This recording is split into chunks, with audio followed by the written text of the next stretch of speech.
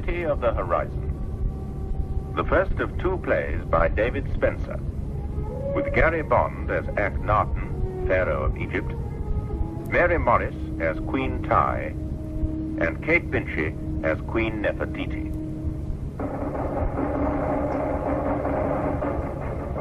This is a play based on fact, about real people who lived in Egypt 3,300 years ago.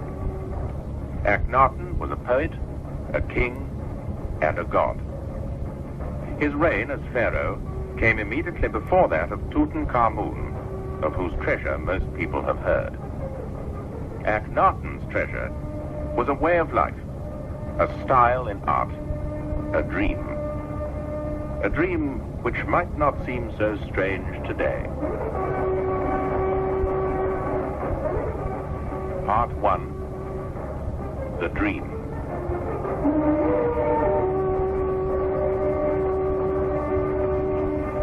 I hate to sound unpatriotic, but you must admit our state music is most discordant. Or perhaps you enjoy the trumpets and cymbals of Amun-Ra. After all, my dear Horemheb, he is the god of war. Perhaps they bring back to you the thrill of past battles. I hesitate to use the word victories. My dear fellow, you're scowling as darkly as the weather. Thank you, I'm keeping my thoughts to myself. How considerate of you. And there's no point in trying to anger me into a statement. My dear Commander. Because I'm saying nothing. It is said that an angry sky at the anointing of a new pharaoh is a bad omen. I dare say there's no truth in it. Do you find it hot? I find it as I find it. It's all taking too damn long. But of course, a god is revealing himself to his people. One can hardly expect our beloved priests of Amun not to make the most of their ceremonial authority. Priests are too damn powerful. There I agree with you. Too rich and too powerful. And you know where the secret of that power lies? In a key. The key to death, or rather to immortal life. Man is so frightened of extinction that he will make himself a slave to any ideal that promises him a comfortable eternity. But supposing there were another god that could make the same promises, wouldn't that be interesting? What you're saying is blasphemy. How superstitious you military men are. I am a soldier. I have one duty, to see that Egypt's military power remains strong enough to hold the empire together. Whoever holds the key to eternity holds the empire together. I wish you'd lower your voice. As fan-bearer and master of the horse, I'm permitted certain eccentricities. And if you look towards the third pillar on the left, you will notice a rather ugly specimen who, although he has lost his tongue, can imitate a hoopoo bird rather prettily. Your rise to power has not been exactly slow. I did not have the good fortune to be born into the nobility like you. At a very early age, I decided that the mud was for hippopotami. I learned to read and write. Will we be friends or enemies? They must have returned to the palace. Try to look less flustered, my dear fellow. Instead of imitating bird noises, go and pay your dues to the great god Amun before he strikes you off the face of the earth. Ah, the High Priest. We were just talking about you, weren't we, Commander? No, we were... You seem to be short of breath, Ptahmose. Yes, I've had it here. I want a word. And I do wish you would find some subtler way of warning. The sound of the hoopoo is fearfully old-fashioned. I hope my spy didn't hear what you said. He's rather sensitive about his imitation. I did not come here to play games. No? No. It must have been clear to both of you all that the god was not pleased. Do you mean our new pharaoh? The pharaoh's eyes were cold. His eyes are always cold. Amun was not pleased. He refused his benediction. How awkward of him. The pharaoh has no faith. Oh, come now. No faith. You both saw what happened this morning as we approached the Holy of Holies. Amenhotep hesitated, turned away, and refused to enter. Only after his mother spoke to him did he agree to go in. Ever since he was a child, he's had a fear of the dark. He also suffers from fear of suffocation in small places. And even you must admit that the sanctuary of Amun-Ra is both small and extremely dark. This, other god, the Aten, or whatever he calls it, the misfit from the city of the sun. Ah, now we come to the real reason. Is the all-powerful Amun worried by other gods? There are hundreds of other gods. This one is new. Does novelty frighten you? How serious is the pharaoh's devotion to this thing? Not serious. But during his co-regency, he built a temple. A very small one. His father did not object. It was Tai, the mother, who did not object. The Aten is her pet god. Exactly, a pet plaything. So she had her son educated under the tutelage of declared heretics for the sake of a plaything. There seems to be little difference between the two gods. They're both sun gods. From what I can gather from this newfangled theology they call the teaching, is that where Amun-Ra is tangible, to be seen daily in the sky, to be seen quite plainly on festival days, the Aten is all-pervading and most sinister of all is invisible. I don't trust invisibility. You never know what it's going to be next. And now he's building a new temple, a larger temple in Thebes itself, on land consecrated to Amun. It'll be difficult to find land not consecrated to Amun here. Our young pharaoh is certainly popular with the people. The people are gullible. It is Nefertiti, that cheer. Oh, indeed, yes. The perfect family. Look, she's holding up their baby daughter. Meritaten.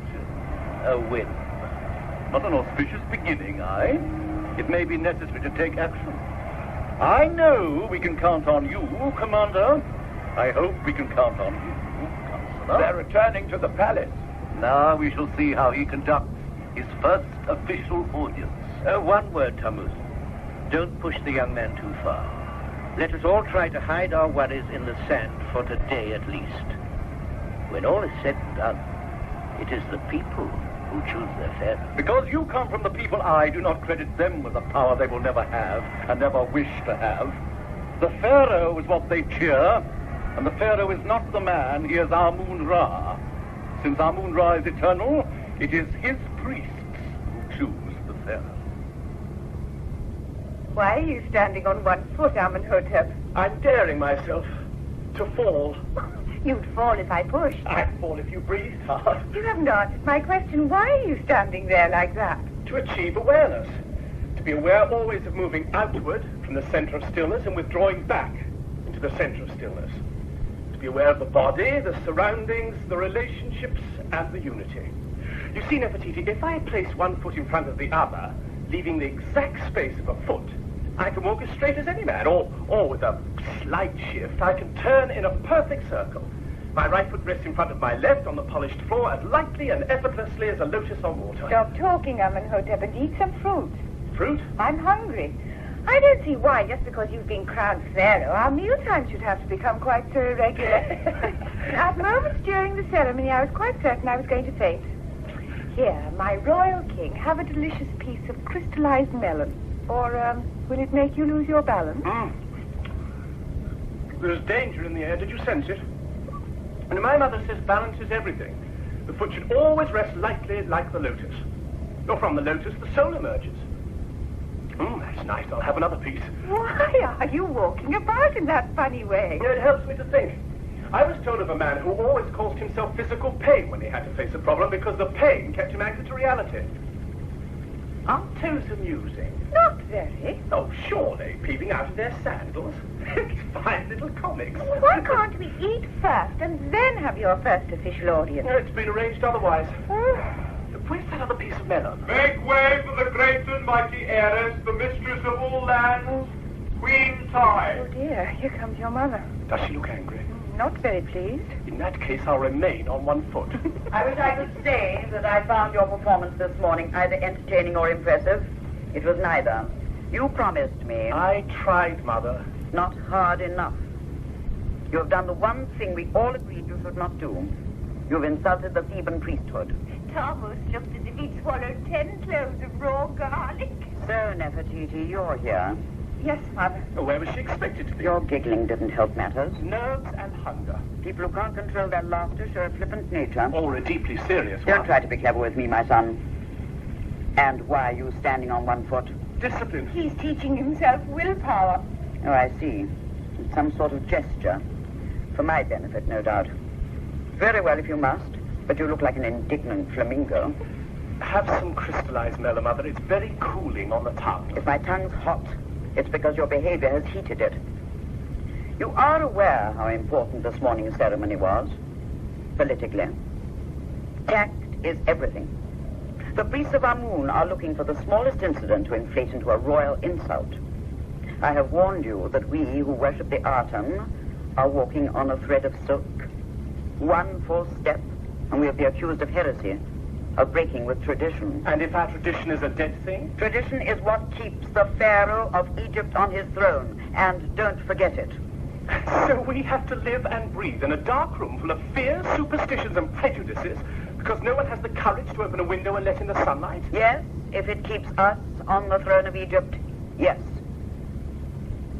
Mother, I do understand. And I understand that you have fears, my son. Oh, it wasn't just that dark little sanctuary, all the bats, all that horrid statue of Amun. What a circus it all was. Moaning like jackals as they carried in the statue of Anubis, women imitating cows while the choir intoned psalms to Hathor. One after another, cats, crocodiles, birds, beasts, until it sounded like feeding time in the royal zoo. And that statue of Amun carved out of enough gold to build another Thebes. But then that final insult. Ptahmose appears as the god Amun in a golden ram's head and gives me an interminable lecture in the name of the god without even bothering to disguise his voice. Well, no wonder Nefertiti laughed. The miracle is that we all managed to stay so solemn. Well, am I to be impressed by such a charade? Now, when Ptahmose came forward to kiss me so that the god could enter my body, but it was all I could do to stop myself from being sick. You knew these things would happen? Yes, I knew. But when I knelt to kiss the stones, I was not expecting to see those stains on the floor, nor to smell the overpowering stench of blood, recent blood. Not the blood of birds or lambs or goats or even bulls, but the blood of men. Men like myself, victims to the carnivorous greed of the god of war. But it was then that I felt inside myself the presence of Aten. Not violence, not greed or appetite or punishment. Not war, but peace. Not hate, but love. But how could I kiss those stones, Mother? In our good God's name, how could I? You can put down your other foot. I understand. But you must learn to struggle with your own nature, my son. You are surrounded by guile, so use guile. By compromising a little, you gain more. Appear to give way. The appearance is enough. I would not be worthy to be a king if I were to give way on things essential to myself. I fear for you. I fear your dreams. Come, let us go into the court. And remember, in the eyes of all, you are no longer the mere man you were this morning. You are now the reincarnated son of a god.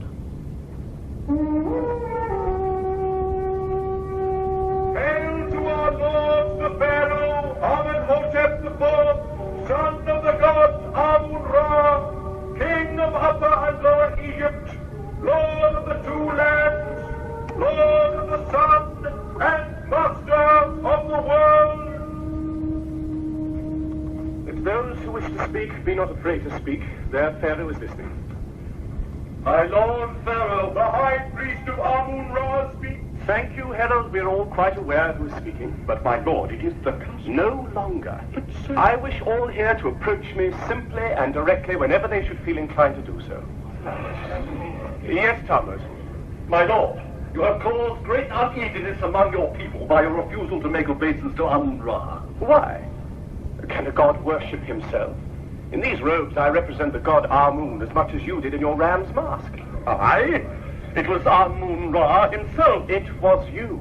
No, naturally, my lord, I am the instrument of the god. Or you use the god's name as an instrument for your thoughts. My son, the Pharaoh, meant no disrespect to the god Amun, whose son he is. It was the solemn delicacy of his feelings for our Theban god that made him hesitate to humble the god himself. But have you no personal request to make of the Pharaoh? I have, great queen.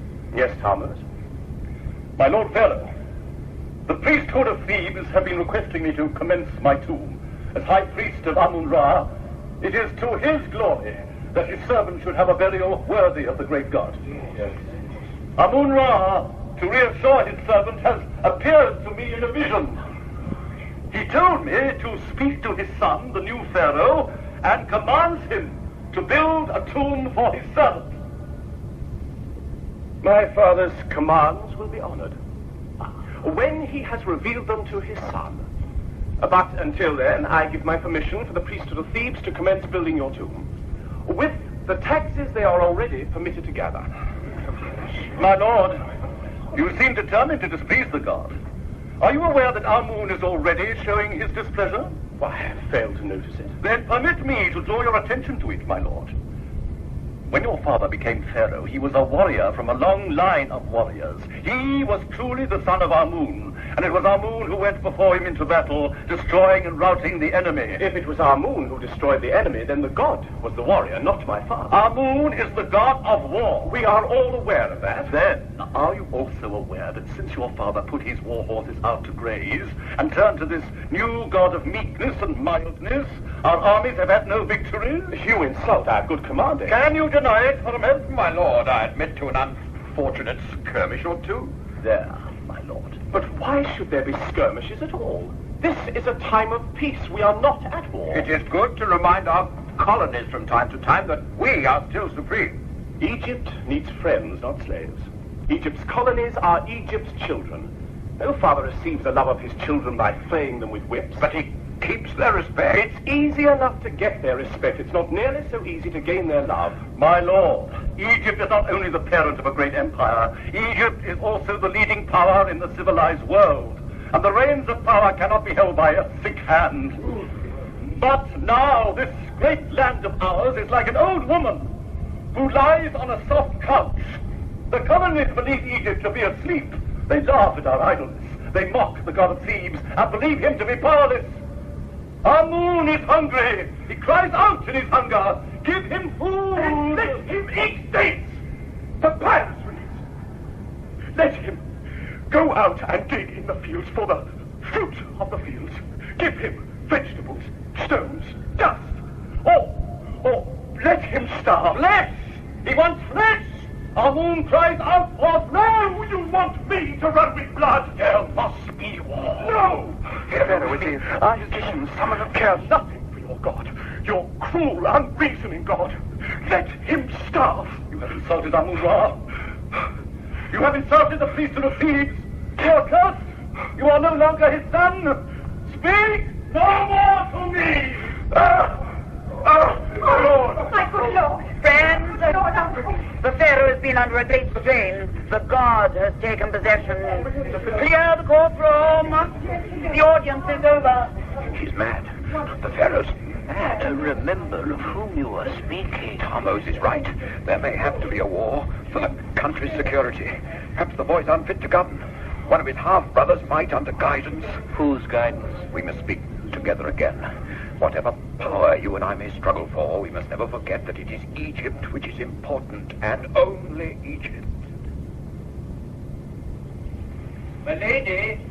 My lady! I'm here, in the summer house. Come in out of the rain. I'm glad the weather's broken. It may give us a cool evening. How is my lord? Sleeping. You spoke to Ptahmose? Yes. After a great deal of bargaining, we reached agreement. Ah. It was the illness that spoke with the Pharaoh's voice, not the Pharaoh. The bargain was hard. The payment? The tomb for Ptahmose. Well, it will have to be done. The Pharaoh will not be pleased. My son will be guided by me. There is money enough for a high priest's tomb. Another thing. Yes? The obeisance, his kneeling to Amun. To Amun? Now, that is too much to ask. Not to do it. Well? The new temple to Aten. Not to build it. No, strangely enough, that was not suggested. What then? On the wall of the new temple. Depiction. Yes. A picture of Amenhotep kneeling to his father, Amun-Ra. Clever. Oh, yes. to be seen by all who enter the temple for as long as the temple lasts. But will the Pharaoh agree? He must agree. Thank you for your diplomacy, To have dragged any concession from Ptahmose was well done. Oh, he's too clever to fight an open battle. He knows that the throne and Amun-Ra are closely tied. Weaken one, and you weaken the other. He works in other ways. I always come here when I'm worried. The lake is so peaceful. I like to watch those swallows tumble onto the surface, as if trying to catch their own reflections. I like to watch the raindrops striking the lotus leaves. I feel, too, closer to my husband. The boy frightens me. Your own son. How can I explain it? Sometimes I think he really is possessed by a god. But sometimes, like this morning before the ceremony, I found him in that little temple there across the lake, watching the sunrise. He seemed lost in a dream. I couldn't disturb him. At last he turned to me and said, "Everything lives in the sun. The father and his children are of the same substance." But of course he would say that. He was to be crowned Pharaoh, and we all know that the Pharaoh is the sun on earth. That is not what he meant. My son is a poet. He worships with the abandonment and impracticality of a poet. He will outgrow it. I wish I thought so. But his behavior towards Ptahmose and his open antagonism towards Amun reminds me of a sleepwalker moving nearer and nearer to the edge of a cliff. And like a sleepwalker, he will be unable to hear any shouts of warning. Amenhotep? Amenhotep? Nefertiti. You've slept a long time. What more can any man ask than to open his eyes and see you? I shall send for food. No, stay. Did you eat? Even my love for you vanished at the sight of roast duck. I made a fool of myself. I was proud of you. There I sat, master of the world, in that large jeweled throne, with a sacred beard tied on too loosely and itching terribly, with a double crown in great danger of slipping sideways in spite of the padding, and everyone had to take me so seriously. No one dared to laugh. No, sadder still, no one wished to laugh. I didn't think you were funny. I didn't mean to behave to Ptahmose as I did. Sometimes I feel... It's difficult to describe. I feel I'm not the person I seem or call myself. Sometimes the words I speak are not my words. It is as if deep inside me there is someone else. Someone very different with a different name, to whom I am nothing. Will I love him as much as I love you? I do not know him. Now, before I fell into the darkness, I saw in the center of the sun a city. A vast desert, and on the horizon a city. Its light shone over and enclosed the whole world. All my life I've heard the beating of hammers, the crash of stone, the heaving of workmen pulling pillars of marble over the earth.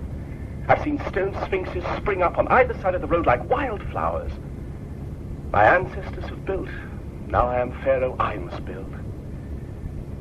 Oh, Nefertiti, when I'm with you, I'm not frightened, even of the dark. I know that somewhere in the darkness you will be waiting. You are so beautiful. How can anyone look on you and not believe in God? Have you noticed how unlike me the royal portraits are? All pharaohs look alike. I mean, do they think I believe them? Are they ashamed of the truth that they must flatter my ugliness? I see no ugliness. Your eyes lie. My soul tells the truth. Nefertiti. You shall be my only wife. I do not need a pharaoh's harem. What would I want with other women when I have the whole world of women in one? Our children will all be as beautiful as Meritaten. And life, my dearest, will be a dance, formal and informal, a pattern of light, and we shall know nothing but joy. Forever and ever and ever. What is the reason for this monstrous hullabaloo? Pharaoh, sir. Well? The Pharaoh, can it be found? The priest, it could be a plot. Assassination! Assassination! An uproar. And all because the Lord of all the world decided to seek a little privacy. Privacy? One of the guards who sleep across our threshold stirred out of a bad dream and believed the worst of an empty bed. Is there no way to establish a little order in the palace? Is it true? Has my son disappeared? He often goes out on his own. Without guards? Rumors are everywhere. Some say he has been murdered. The public imagination is monstrous. It may be monstrous, but it is not surprising that they should think so after his behavior lately. I have never known a pharaoh make as many enemies as my dear son has. And as many friends. Only the priests of Amun are his enemies.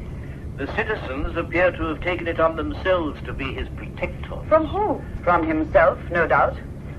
And here's our great commander, equipped for war. This is no time to be frivolous. The trouble's been brewing since the coronation. Factions. Ptahmose, of course. Yes, he's involved in a highly efficient campaign to blacken the name of the pharaoh. Yet the pharaoh's popularity has not waned. It has increased. He's fighting Ptahmose with the same weapon, propaganda. He's been preaching to the people. Preaching? Is he now a priest? Speaking is a better word. He felt he knew so little about the ordinary people. He has made many friends. I have met some of them, thank you. Idealists, opportunists, all eager to take advantage of my son's lunacy, and who indeed would not be flattered to see the Pharaoh of Egypt shambling about the marketplace, begging like a common beggar for a small share of the public love. How could anyone recognize him? They've only ever seen him in ceremonial robes, and he uses another name. What other name? Well, Well? Well, he calls himself Akhnaten. It means he in whom Aten is satisfied. You all knew about this, even you, and yet none of you considered it your duty to inform me. Well, Thebes is now more or less equally divided between the more conservative citizens who support Amun-Ra and the younger people who call themselves Atenists. They're easy to notice. They wear flowers in their hair instead of jewelry. as I do. The men also. They declare themselves to be lovers of peace. As I am. Horemheb, it would be as well to restore order, but with as little violence as possible. Let it be known that the Pharaoh is sleeping and will appear publicly tomorrow. If he's back by tomorrow. Oh, yes, he's usually back soon after sunrise. Yes, with as little violence as possible. I wish my son had waited until after I'm dead before he turns the whole Egyptian empire upside down. Have you noticed, Mother, a sense of urgency in him? As if he had sensed already the limit of his time. Urgency, yes, leading to recklessness. Is it not strange that I have managed to worship the Aten without antagonizing a single soul? I am a woman of the world, Nefertiti, and I am not ashamed to be one. From childhood, I was trained in statecraft, politics, and all practical matters of government. And I have managed to hold the reins of Egypt for my son. Do you believe yourself capable of such a task? You can share my son's dreams, but are dreams sufficient? Since that unfortunate incident of the coronation, there is one word that has not left my lips. Compromise. Give a little, take a little. Is that so very terrifying? Compromise is something that your son doesn't understand. Then you must make him. Make him? Yes. Use your influence. Am I to influence my husband to stand against his own judgment? When that judgment is wrong, yes. But I don't believe it to be wrong. Then your love is blind. My love is as awake as is his for me. That I can share in his dream is one of the blessings of Aten. Ah, so you admit it's a dream. A vision, then. They amount to the same thing if all reasonable sense has to be sacrificed. That comes close to fanaticism. Is it fanatical to believe in love? To wear flowers because they're beautiful? To know that peace is greater than war? Is what is happening out there the sort of peace you had in mind? That has been caused by the priests of Amun and by no one else. If a little tact had been used, none of this would have happened. Tact? When your second daughter was born, could you not have named her after the Theban god? No. No, she was named Meritaten. Did you expect the priests of Amun to be overjoyed at such an insult? Is that not so, Mm-hmm. Am I not right? I'm sorry, my lady. I was thinking how remarkable it was that the moment Horemheb was dressed for war, he did not stutter. I find that interesting. Even you no longer listen to Mother, we all listen, but the world is changing. There's a new Pharaoh in Egypt. The future belongs to him. And to you, his queen. In a way, yes. So you are the modern world. But reason, Nefertiti, is not like a dress that is fashionable for an hour only. It is not that easy to make me retire gracefully. As long as there's breath in this body of mine, I will use my experience to instill some caution into you both. I appear to have caused a disturbance. Where have you been? Well, Horemheb was working the citizens up into some kind of frenzy. I spoke to them and they turned for home quiet as lambs. A disgraceful night. Amenhotep, I really must speak my mind. Of course, Mother. Since before the first pyramid was built, the pharaohs of Egypt were known to be gods. Gods, my son. Not kings, not great men, but divine beings assuming the flesh of humanity, so that wisdom, order, reason, and harmony should shine over the two lands of the Nile. Mother, I am a man. No, you are a god. You have broken one of the sacred rules. Your sandals are caked with the common dust. Your ears were the words of the ordinary man. Your shoulders have touched the shoulders of slaves. You have betrayed your divinity. Can I believe it is my own mother who speaks? Is Amun great after all? He is great because centuries of worship have made him great. And Aten? He is a god without form, without human attributes. Do you think the people will throw away their superstitions, their ability to see, hear, touch, and above all understand their gods? No. They want stone. The religion of Aten, like any supernatural belief, will always be for the minority. You may like to believe you are Akhnaten, the priest, but you are Amenhotep, Pharaoh of Egypt, and you cannot be both, my son. You cannot be both. My Lord Pharaoh! I am here. Oh, my Lord, tell me the news. Come. Fire, my Lord, in the city. A great blaze.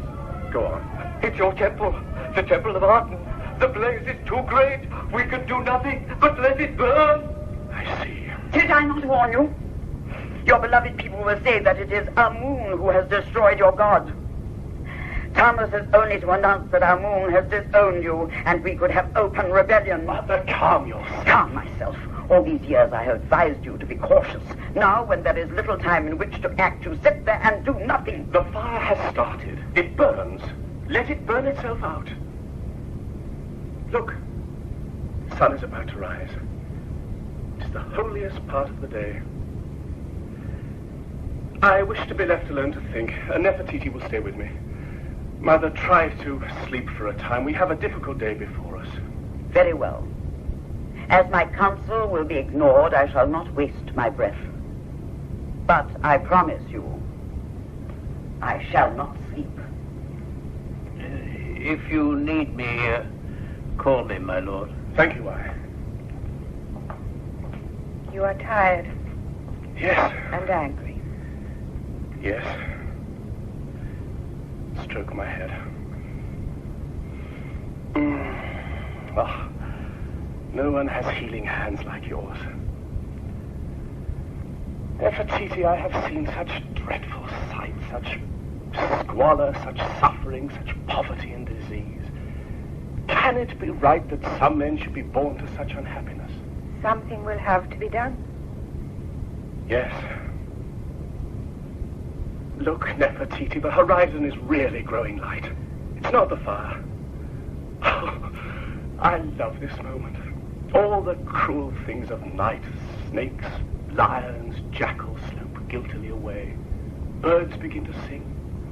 Now the fish will be rising on the Nile, and the young goats raise their sleepy heads to drink in the new daylight. Oh, what joy and beauty there is in the rising sun. The earth is responding to the sun's embrace. Oh, Aten, loving, merciful God, you fill my heart. Your servant is here.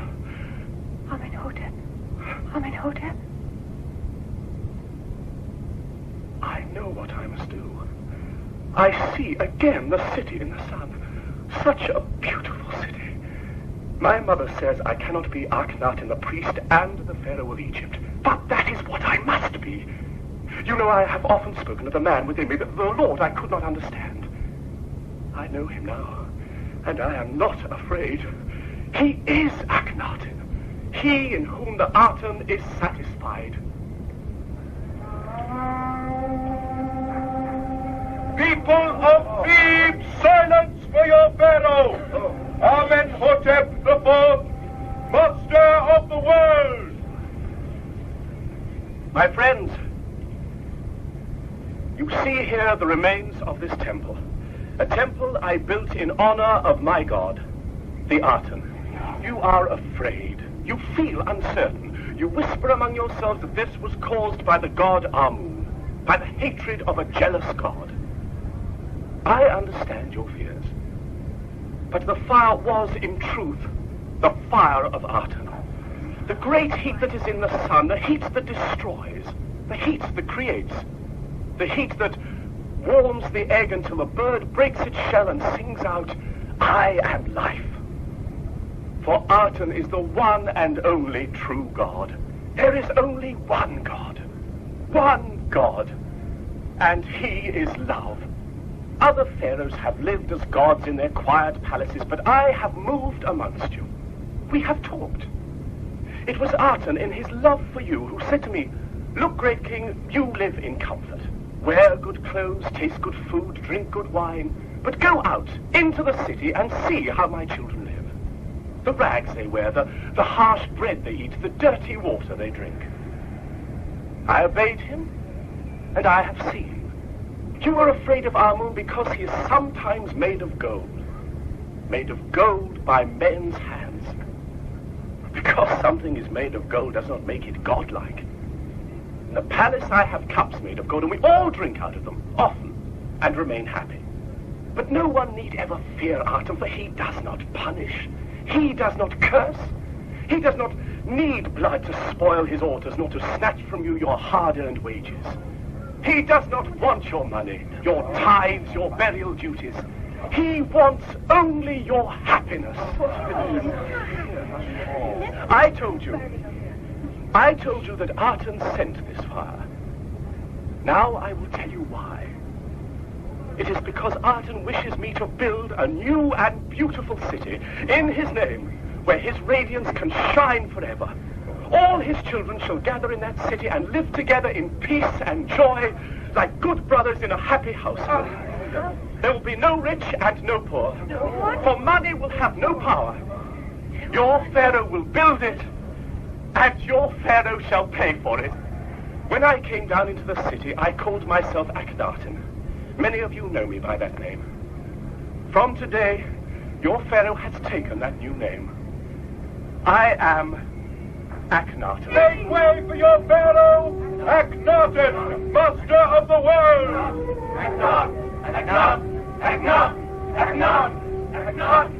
Close the shutters. Close the shutters at once. Lady, what he has promised to do now is surely too dangerous. A new city, a new capital. It would be a disaster. Are we so certain? It is possible that your son may have been rather clever. If he has been, I'm sure he is blissfully unaware of it. My lady, the political value of a god is that whatever one does or says in that god's name has an authority which the action or words may not deserve. That has been Ptahmose's trump card. Whatever it is he cared to commit carried with it the seal of divinity. He spoke in the name of Amun. Look, I mentioned the name, and immediately a flush of religious awe appears on our good commander's face. I am red because I am hot. But what, after all, is Amun? A name. The god of Thebes. The god of Egypt, Commander. Now, the Aten is not only a god of Egypt. He is anyone's god, everyone's god, barbarian as well as Egyptian. Do you not see what that could mean? No. The religion of Aten, because it is universal and includes all people, could be the way to unite the empire at the precise moment when colonial ties are beginning to weaken. One God, authority over all races. If he insists insists on building this city, he could break Egypt in pieces. Egypt is not a delicate cup to be cracked by the first clumsy touch. Time is on her side. Time, and who should know it better than I do, is on no one's side. Time is everyone's enemy. And sooner or later, Egypt will find herself suffering the slow death to which we are all eventually victims. All we can do is to delay that process as much as possible.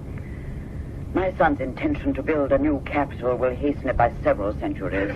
Mother! Oh, Mother, you should have come with us. You should all have come with us. I never knew that Thebes grew so many flowers. All the way back to the palace, people ran beside the chariot, pelting us with notices. Blowing kisses. Sky opened and it rained with oleanders. Scarlet And hibiscus. sky blue convolvulus. Oh! Well, why are you all in the dark? You'd think the sun had decided not to shine, or a sandstorm was blowing in from the south. Open the shutters. I ordered them to be closed. But why, Mother? I have always found crowd hysteria disturbing. Well, my son, is there to be a new city? Yes. Is Thebes to be deserted? Those who wish to remain will remain. And those who wish to come with me may come with me. So, you intend to divide the land? In my crown, Mother, in my badly fitting crown, I unite the lotus of the south with the papyrus of the north. Those symbols I have taken very much to heart. The lotus and the papyrus make Egypt one land. Oh, why should there be division? Oh, Mother, try to understand. I understand that Thebes is to be deserted. That may be. If you were to look out over this city... I can't, Mother. You've had the shutters closed. I've had them closed because I cannot bear to see this great capital, Thebes of 100 gates, the city of gold, being condemned to death. If that is so, it has condemned itself. You can say that to me. The greatest buildings in the city were built by my husband, and I am proud to acknowledge it. I'm not ashamed of it. Some are not even yet complete. No, Mother. And yet you will remove every workman, every craftsman, every architect to build a totally new city. I do not want Theban architects. I do not want another Thebes. I have chosen my architect from the common people, for he will not have been blinded by tradition. Is it so very odd that I should wish to construct a city for my god? Extremely odd. But all our gods have their cities. Why should not the greatest of gods, the one and only God, have a city too? Here he is forced to beg a few feet of earth from our moon. Everywhere we look, we see our moon. There is no room here for two gods. The burning of my temple showed us that. Hatred and love cannot live side by side. It is one thing or the other. Each of us has a choice, and we may choose as we will. Oh, Mother, why must we fight each other? Listen, I will tell you what I plan to do. We will all wear our gayest clothes, and we will take the royal barges, fill them with flowers and good food and good wines, and we will drift northwards on the movement of the Nile until Aten shows us where he intends the new city to be built. Has that not yet been decided? You're still angry. Planning a picnic does not solve anything. Mother, if you had been with us, you would have felt pride in your son's words. I have listened to my son since he was a baby. He never learned to talk. He was born with the art of chattering fully developed. Words have never failed him and probably never will. Unfortunately, his words as Pharaoh lead to actions, and those actions have their consequences, and those consequences concern everyone in this room. This is no time for pretty speeches, for beautiful dreams. This is a time for hard, nasty facts. Mother, you were up there. You didn't see the people's joy. Nefertiti, have you ever seen a plague of locusts? No. I have. As a child. It was a sunny, ordinary day, harvest time. The farmers were singing in the fields as they worked. The day seemed golden. Then I became aware of a sound, like a piece of metal scraping against a single string of a harp. A sound higher than wind whistling. One by one, the farmers stopped their work and looked up. I was frightened. Everyone around me was frightened. The wind was blowing from the south, and I looked into the wind, for I knew that a powerful god was striding down at me from the horizon. And I was right. Out of a blue sky there appeared a wisp of smoke. And even as I watched, that wisp was followed by another wisp, and another, until the sky to the south was filled with a black cloud, bringing thunder. It grew larger and larger. It blotted out the sun. Then something fell upon my arm. It had a face, it had eyes, it had teeth. It was an insect, made of straw, and yet it was as hard as alabaster. I shook it from me, but two appeared in its place. I shook them off, but more and more settled on my bare flesh until I was covered with them. They were in my hair, on my legs, on my face, and I screamed out. The ground was crawling, and it was alive. People were running about like disturbed ants, calling on the gods in their panic. I ran to the river and jumped in and hid in the reeds until it was over. When the cloud rose again, I saw, where only a few moments before, the grain had been rich and ripe and golden, a desolation impossible to describe. I heard in the eerie silence the wailing of men and the sobbing of women. But in all those people's minds there was one single thought. The Pharaoh is to blame. Yes, horrible. But why did you tell us this, Mother? We know that these things happen in the natural course of events. There is no such thing as a natural course of events. Nefertiti spoke just now of the people's joy. But this joy is nothing. Their love is nothing. A swarm of locusts can change that love to hate in a single afternoon. For each day's satisfaction, they look gratefully to their god, the Pharaoh. And if a crop fails, or the sun refuses to shine, or 2 bullocks die from overwork, it is the Pharaoh they blame. Their god has let them down. Therefore, he is a false god. Those who follow you to your new city will expect everything. The slightest tremor in the sand, and they will know that you and your god are evil. And they will hate you. Mother, why are you always so pessimistic? Optimism has no place in politics. Now that you've taken my place, I hope you will always remember that. No, Mother. Oh, yes, my place. You will see disaster approaching, the wisp of smoke on the horizon, and it will be your words that remain unheard. Then you will understand what I am feeling at this moment. I hope you will find the courage to bear it as I must. I have fought too long for Egypt. I have fought too long for my son. Now I'm tired. Tired of fighting.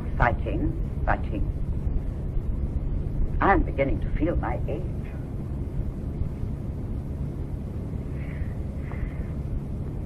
I feel quite cold. Open those shutters. Let in the sunlight. My lord. Given time, your mother may teach herself to find possibilities in your ideas. I expected her disapproval. Your mother is aware of dangers, my lord. There are always dangers, Commander. I did not expect to see her so hurt. If we consider only the dangers, nothing new can ever happen. Arten will protect us. Will Arten protect us against the vindictiveness of Ptahmose? I, too, have power. Your faith, my lord? Arten is power, Horemheb. How will our colonies react, my lord? I intend to build temples to Arten in every land, new cities even. We will train priests in the teaching and send them out to spread the message of love. You believe they will accept it? Love is not an unpleasant thing to accept. Not everyone has a sweet tooth, my lord. Then we will not make it too sweet. The merest hint of discipline will counteract the sugar. But I am sad about my mother. My Lord Pharaoh. Yes? Ptahmose, the high priest of Amun, wishes an audience. He's here? In the courtyard, my lord. Alone? Alone, my lord. Oh, you must not keep him waiting. Tell him to come in. Yes, my lord. Order some fruits and wine. Yes, my lord. Perhaps you should refuse to see it. Why? No. If we're going to be treated to some more of our moon's curses, the sooner we get it over, the better. Well, perhaps today's a good day for excommunication. Let us hope not, my lord. Oh, why should that worry us, Commander? I have more or less excommunicated myself. The High Priest of Amun. My Lord Pharaoh. Yes, Ptahmose. My Lord Pharaoh. There's blood on your cheek. My friend, you're trembling. No. Why are you kneeling? You must not kneel. A chair for the High Priest. My lord. Immediately. Let me help you. Now, see it. How pale you are. What on earth has happened to you, Ptahmose? Here, drink some wine. Bring some water from the fountain and a clean cloth. Yes, my lady. Crown, my lord, after your speech. Violence, such violence. We bolted the doors, but even the heaviest cedar wood was too weak to hold back the tide. The doors broke. The people swept through the temple like an angry sea. They shouted your words with chisels, hammers, stones, anything they could find they destroyed. Drink your wine, Ptahmose. You're safe here. My words. They shouted my words. Did they understand nothing? What did you expect them to understand, my lord? What understanding can one ever hope for from the rabble? The water, my lady. Here. Let me wash the blood away. Sit still.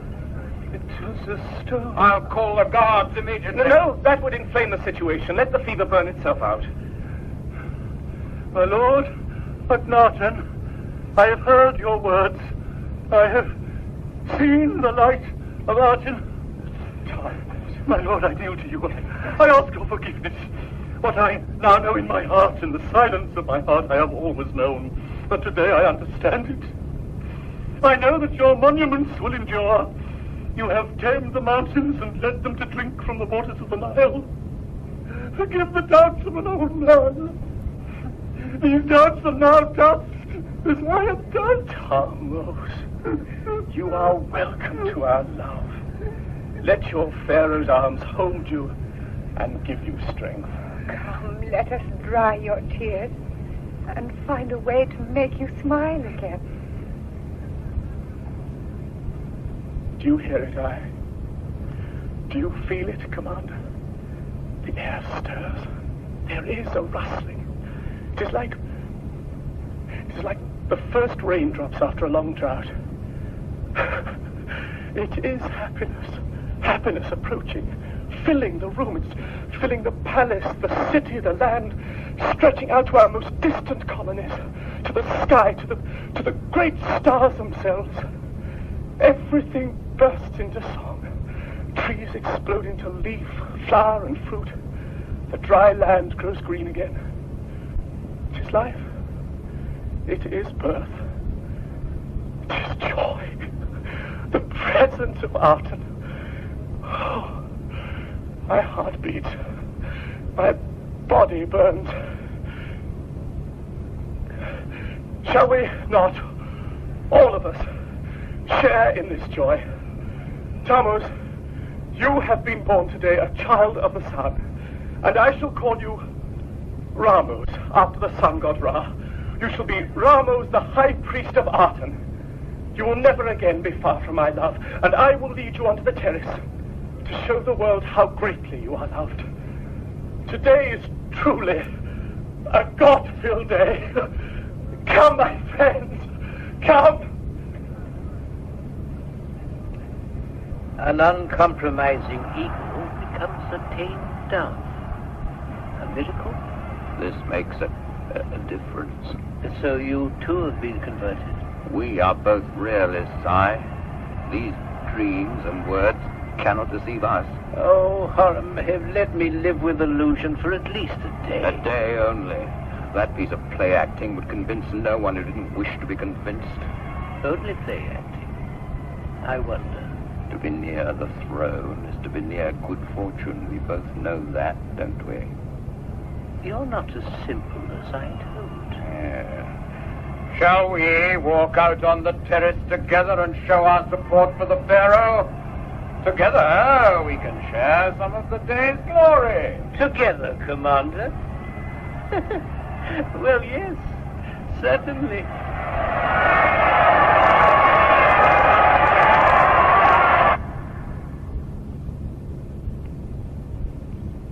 Are you still angry, Mother? Not angry. You were hurt then? I have not come out here to lick my wounds. I gather Aten has a high priest. Yes? Ramose. There are so many names being changed at court that I feel quite out of things. Your father built this pleasure garden for me soon after you were born. Do you remember our boat? Autumn gleams, yes. We used to take you out on the sacred lake among the crocodiles and the golden fish. Oh, I used to love those days. Those holidays. Often in the evenings, your father and I would sit here unattended, like any ordinary couple in the privacy of their garden. Sometimes I was allowed to join you. And sulked when it was bedtime. You were not an easy child. Your father's harem was always full, and he enjoyed it to the full. But it was always to me he returned, and this place was forbidden to any other woman. That seems to be a family characteristic, to prefer one woman above any other. But I did not have Nefertiti's beauty. In fact, beside his other wives, I was quite frumpish. But it was I who became his queen, I who bore the future Pharaoh. And I was a comparative commoner with less right to be his queen than 30 other court beauties. And yet he chose me. He chose wisely. I'm not looking for flattery. Why did you come here? Like my father, to ask questions. But unlike your father, you will ignore the answers. And you know perfectly well, my son, that when you look at me with that giraffe's expression of yours, I melt and will do anything you ask. But praise for your actions, that I cannot give. Mother, it was you who first guided me into the teaching. Yes. You and my father. Yes. Well, do you no longer believe in the Artem? What has that got to do with anything? But you and my father gave me my belief. Yes. And yet, now you stand against me. Why? Because I think what you're doing is wrong. How can it be wrong? Because you are a pharaoh, and the pharaoh has a responsibility to this great country. I can only do what I know to be right. The quality of a dream is that it deceives us into believing it to be real. The city of the horizon will be real. It will be a mirage in the desert, a flickering on the horizon, like a brief thought, no more. Oh, How did you hope to convince me otherwise? I hoped we might understand one another. What would you do if there were a war? There will be no war. If there were? I should refuse a war. It would be that easy. I should prevent it. With what? Reason. Uh-huh. There will be no war. Oh, forgive me, my son, but there may be. Arten is the god of peace. But war is natural to this world. No longer. You have discovered the answer to it, then? Yes. Love. Oh, my poor, simple child. Listen. The Hittites are our natural enemies. They want to destroy Egypt. Oh, Mother, the Hittites are a threat to make naughty children behave themselves. There are signs that some of our colonies would prefer to free themselves from what they consider to be the Egyptian yoke. The Amorites, in particular. Your father knew this. That is why he insisted the Amorite prince, Azero, should be brought up in the Egyptian court. I know him, a charming, cultivated young man. And as cunning an individual as I've ever had the misfortune to meet. Mother. If you want to prevent a war, then you must give up this idea of a new city. Well, what difference would a new city make to events? It would reveal a weakness in Egypt that would be taken as an immediate sign for insurrection. I know what I'm talking about. The world is waiting for just such a signal. I beg you, do not move from Thebes. I must. But can you imagine what this will mean to the richest city in the world? Where the pharaoh goes, prosperity goes. Thebes will be left for the jackals and desert antelopes. I see houses falling into ruin, doors off their hinges, weeds springing up through the stone floors. I see sand blowing through empty churches and the pillaging of royal tombs. I see pillars fall to the slow erosion of night winds. Ghosts, echoes, the cursing of the disturbed dead. And Osiris once more dismembered, cast at the edges of the earth. But worst of all, I see waves of barbarians breaking over our shattered walls. And I see a city of light built in truth and love, with temples open to the sunlight, with gardens heavy with tamarisks and sycamores, with precious shrubs from every part of the empire, and filled with colored birds that one has only glimpsed in one's dreams. I see a river bearing good cargoes to the open sea. I hear the laughter of children as they play together in gardens made specially for them. I hear the happiness of people who communicate because they love and are loved. I hear them praise Aten as he rises in the morning and praise him at evening as he scatters his last gold on the mountaintops. And what I see is no dream, Mother. It is a reality that will be and must be before 2 years are over. 2 years? It must not take longer. Why such speed? I can spare no more time. Oh, I see. You are so old. A youngster with one foot in the tomb. That is not impossible. Why are you looking away? Are you ill? Not at present. But in the future? We may all be ill in the future. I see a shadow. That is what it is, Mother, a shadow. I intend to know.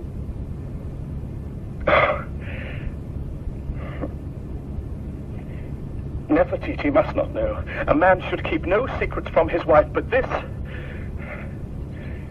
She must not know. I can keep secrets. You must promise. Yes, yes. On the sacred light of Aten. I'm waiting to hear some unpleasantness. Please let me know it quickly. On the sacred light of Aten? Yes, very well. I promise.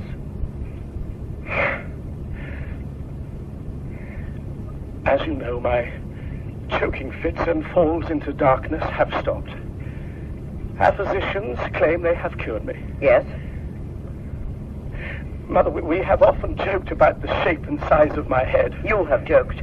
Inside that skull there is a pressure. Pressure? From the skull? There is no cure. Of course there is a cure. Our medicines are the best in the world. Nothing can be done. Oh, I will live. Too long, maybe. However, there is a danger of... Well, he said that in a few years I may live in darkness. Never see the sun again. Well, that I can bear, but my mind, my reason, that I find difficult to face. Does he think a pharaoh's mind can disintegrate like that of a village idiot? It proves what I have always said. The pharaoh is a man. How long? I have some time left, but not enough. Not nearly enough. I, who has always been a wise counselor, believes that good may come of your plans, and the conversion of the high priest alters the situation considerably. No, Mother. Don't let my illness tame you. You are right to believe what you believe and to say what you need to say. I would not wish it otherwise. Then the best thing I can do for you is to stay in Thebes. You will need someone here to hold your interests safe. I am too old to be uprooted. Tomorrow is for keener, more youthful spirits. Your father's presence is here to keep me company. So take your boats and float to your new city, and leave me here to hold the world together for as long as I can. Yes. We will sail in the morning, just as Aten's rays appear over the horizon. There will be food and drink for a month. The boats will be decorated with blue lotuses, and there will be music and flowers and happy laughter. We're sailing Nefertiti on the very soul of Egypt. I have been watching the very soul of Egypt as he pretended not to sleep. Do you want a little shade? No, I love the sun. Oh, yes. Am I too heavy on your arm? No. Oh, Meritaten, don't lean over the side. Do you want to be swallowed by a crocodile? There aren't any crocodiles here. If your mother says there are crocodiles, then there are crocodiles all round the boat. But Father, we've seen fish jumping. We've seen fat fish, little fish, round fish, long fish, and 2 water snakes. Eels. We've seen hippopotamuses, 1-legged birds, 2-legged birds, and no-legged birds. But we haven't seen a single crocodile. Tutankhamen says if he sees a crocodile, he's going to shoot it. With what? He has a bow and arrow. You would be very brave to match a toy against a crocodile. He is a bit of a boaster. Meritaten, don't criticize. Still, if I see a crocodile, I'm going to show it to him and make him kill it. That'll teach him to boast. But all the crocodiles seem to be hiding. It's the heat. They're resting in the reeds, waiting for naughty children. Is Smenkhare going to hunt crocodiles too? No, he's too grown up for us. He's been counting how many different birds he can see. He won't speak much to us. He says our noise distracts him. He says he's counted 27 kingfishers and over 100 ducks. Then be less noisy and don't distract him. He's only doing it to show us how cleverly he can count. And you look after your little sister. If she sees you leaning over the side of the boat, she'll lean over. And we don't want to spoil a perfectly good day by losing your little sister. She's hungry. We're all hungry. The sailors are catching fish to cook. Why can't I eat fish? Because you're royal and fish can only be eaten by the simple people. Oh, to royalty, they're poison. Why? It's custom. Now run away and play. Yes, Mother. She's beginning to show signs of beauty. Signs of curiosity. She's right to ask. We keep our customs without ever questioning their usefulness. No doubt if we were to eat fish, we should live to see the evening without much trouble. Meritaten is the one who will turn the young prince's head. So young and already beautiful.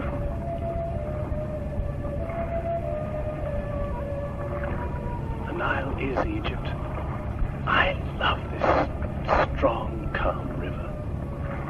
Where would this dried-up land be without it? There's a mosquito about to bite the royal nose. Oh, it's gone. The royal nose may sniff in peace. I am so very much in love with you. Oh, I would be very quarrelsome if you were not. Look behind us, Nefertiti. The Nile is filled with boats. All the sails are full. There's a good wind. Oh, that's a sight my father always loved. At river festivals, he would hold me up high above his head and the crowd would cheer. I remember once he received 100 ambassadors from Nubia, and I rode along the shore with him on an elephant. It was so strange and large. His hands held me safe. I felt no fear. He had strong hands, hunter's hands. They were very dark and covered with small black hairs. We smelt of sandalwood. It was the Nile that brought you and me together. Or at least first brought you to my attention, where you insisted on staying. It was the festival of Hathor. The goddess was on her way from Dendera to spend her annual 2 weeks with her husband Horus at Edfu. Some people believe 2 weeks a year make for the perfect marriage. Yes, it was a good occasion for a man to see his future wife for the first time. There were boats from every city in Egypt and every country in the empire. It was evening. We were all dressed as gods and goddesses. My father was magnificent as Ptah, the creator, standing silent and majestic in the prow of our ship. My mother, of course, represented Hathor and stood beside him. I, to my horror and dislike, was forced to be the cat goddess Bastet. Well, it was bad enough being a cat, but to be a female cat was a dreadful experience for a shy, self-respecting boy like me. I sulked by myself as far from my indifferent parents as I could. Then, suddenly, the stillness of that holy hour was shattered by laughter that echoed across the water from bank to bank and back again. I looked up and saw a strange little girl whose face had regained composure, but whose eyes still held their laughter. You had laughed at me. At that moment, a highly embarrassed cat goddess who wished only to melt away into the dusk fell deeply, irrevocably, and eternally in love with you. I have often wished I had not laughed. I am glad you did.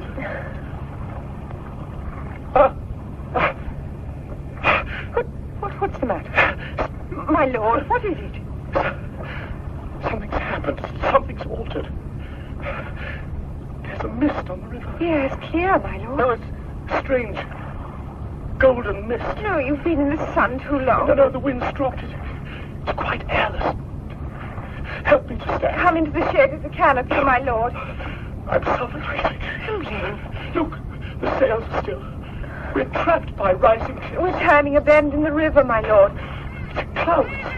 A huge white cloud. A flock of ibis birds, startled by our oars. Look, they're circling above us. A flock of ibis birds? They are, hundreds of them, rising and falling on that great stretch of sand as if the sand were breathing. Do you see it, Nefertiti? Do you see it? What, my lord? The city on the horizon. We have arrived, Nefertiti. It is here. It is here. Aten has brought us to our journey's end. We must signal the boats to stop. It is here. We will build our city.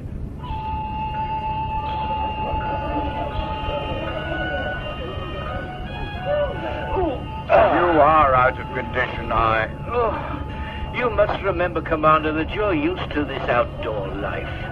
I'm one of those rare plants that wilt with too much exposure. Here's a tree. I think you flatter it. However, we can rest in its rather grudging shade and envy the young ones at their play. Oh, I prefer to ignore them. Do I sense disapproval? Frivolous butterflies. Well, what could be more charming? Even the most dignified matrons are hoisting up the skirts and cavorting around as if growing over a backward process. And why not? It's a day of wonders, Horemheb. What wonders? Could a better place be found for acknowledging the sun? Light is trapped here like water in a rock. Look how those midges swarm round the Pharaoh. Artists. They're the new elite. We must just be thankful they came in a separate boat. You may have noticed, that I am not wearing a single flower. Well, and you were quite right, Horemheb. The thought of you with a lotus stuck behind each ear would cause consternation in heaven itself. My Lord Fairy, my lady, allow me to offer you a few inches of shade. Happiness can make one so hot. There is such confusion. The moment anyone says, this is where I shall build my house, my avaricious daughter here has claimed it first. I fear there will be no room for anyone else. Oh, I will find room for you all somehow. Meritaten, run and ask Sepek to send us some fruit juices. No, don't shout at him. That's ill-mannered. He's only a slave. If you had the misfortune to be born a slave, would you like to be shouted at? Mother, he's foreign and I am a princess. Go at once, or not a grain of this sand will you get. Yes, Father. Don't look so miserable about it. It's far too easy to spoil one's children. Why, Commander, all your flowers are gone. Yeah, They wilt so quickly in this heat. Let me share mine. Please, my lady, I wouldn't dream of I depriving have just been given an armful of fresh ones. I think behind the ear, don't you? I am honored, my lady. Oh, Commander, how delightful you look. Thank you, The fruit juices. I myself shall pour for you all. Now, What is that bird, my lord? That large bird circling slowly, higher and higher. Why, Smenkhare, I didn't see you there. Come and sit over here by me. Yes, my lord. Well, I don't see it. There, near those high cliffs. Well, I think it's an eagle. Yes, I think it must be. I have not seen you play many games. I do not enjoy games, my lord. You find them childish? Yes, my lord. And I'm not very good at them. Well, how then have you amused yourself? There is so much to see, my lord. Smenkhare, what would you like most in the new city? Nothing, my lord. Well, there must be something. What would give you the most happiness? To be near you, my lord. Then you shall be. orange for you, my lord. Why, Smenkhare, I didn't notice you. You come and go like a little shadow. What would you like? Orange, please, my lady. Oh, my husband's shadow, I see. Meritaten, bring Smenkhare some orange. Yes.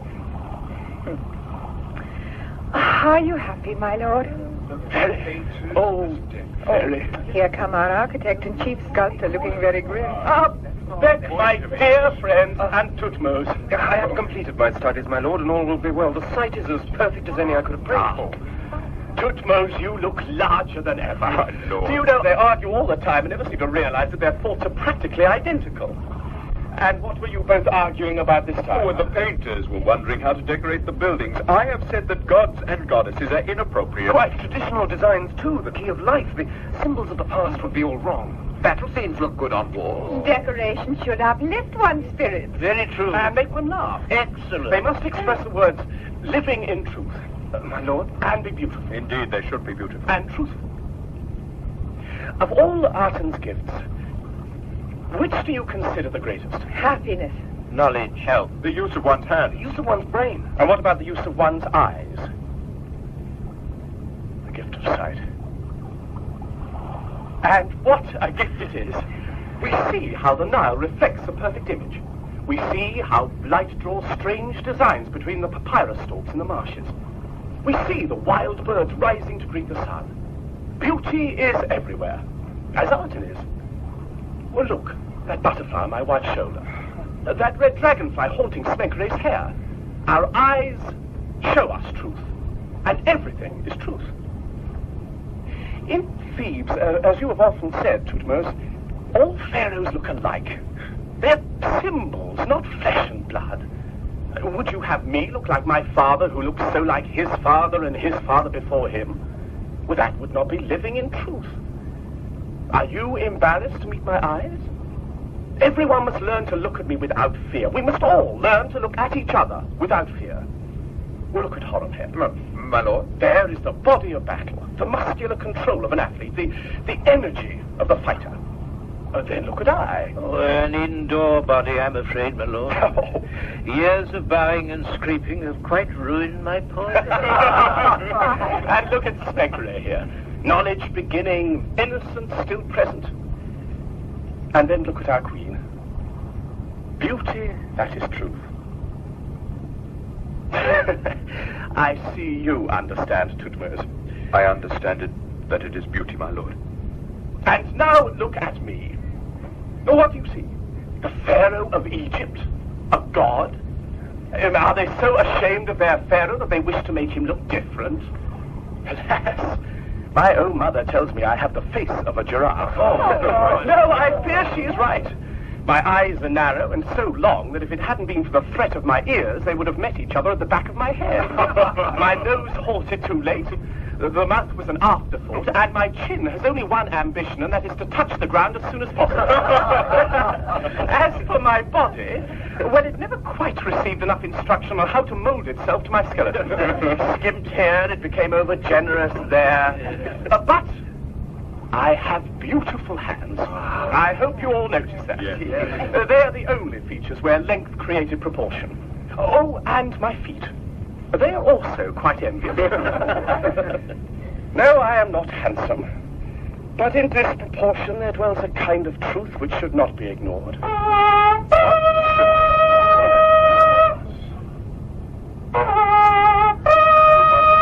Charge! Egypt for the Egyptians! Egypt for the Egyptians! Charge! Commander, I report a great victory over the Hittites.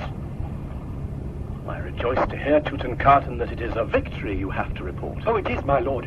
700 prisoners at least. The enemy army was routed immediately. Oh, it was an easy victory, then. It was good generalship, my lord. But I am surprised that you had to fight the Hittites here. They followed us, my lord. They did. They believed themselves to be unobserved, sir. But I spotted them, creeping along the banks, following the boats, heavily disguised. We surprised them with a brilliant rearguard action. I have to report an almost total massacre, sir.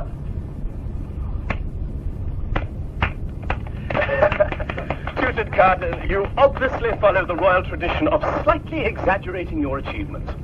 However, for such undeniable bravery, we must reward you. What is the custom at such moments, Commander? He deserves an immediate rise in rank.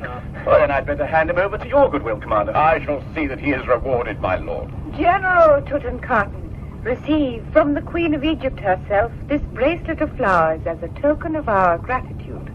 No. No. Oh, please, General. Flowers are for girls. Flowers are for everyone. Oh, look, even our good commander wears them today. Yeah. And besides, it's not very gallant to refuse a lady's gift. Give it to Smenkhare. He likes flowers. Real soldiers don't like flowers. In my presence, Tutankhamen, you will not insult my wife, nor your brother. Half-brother. Since you are too much of a baby to know how to accept a kind gesture, you had better leave us and learn a few manners. Sir. What an extremely noisy child. I presume that's your influence, Horemheb. Why should I have influence? You look sad, my lord. He is young. It's only a child's game. Life is full of such games, Nefertiti, full of winners and losers and mine and yours. In a child, it might be amusing. The child eventually becomes a man. And what then? Games are not so amusing in a man. My Lord Akhnaten. Yes, Ramose, it is time to bless the site of the new city. Ah, may it indeed be blessed.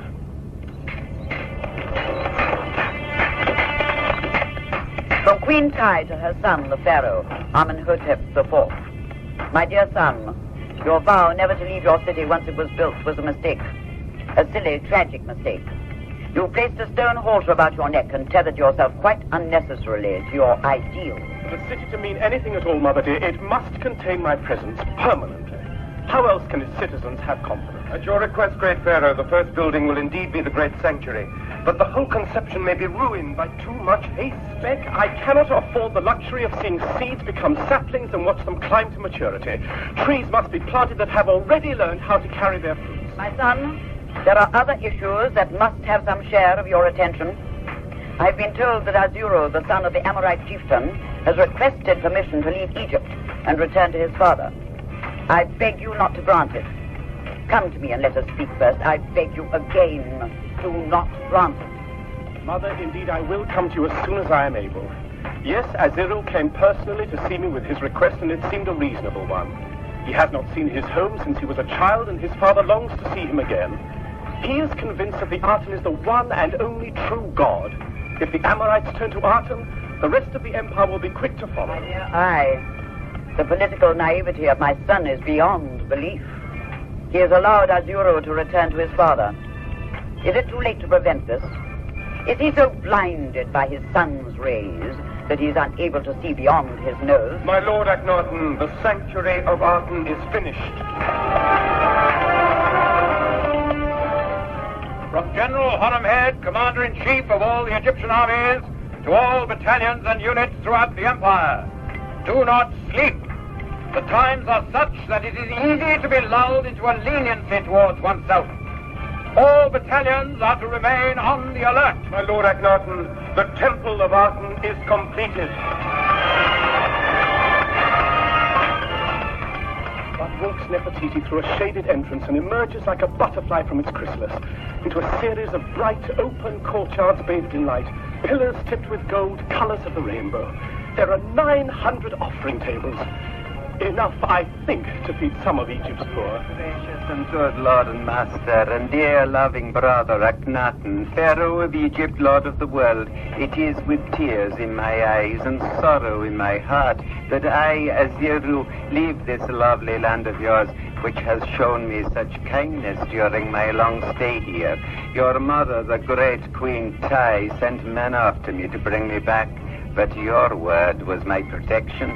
May they learn, as I have learned, the wisdom of Aten. Mother, you must not make me angry. I gave permission for Azuro to go and you tried to have him brought back. I must ask you formally and finally not to meddle in my decisions.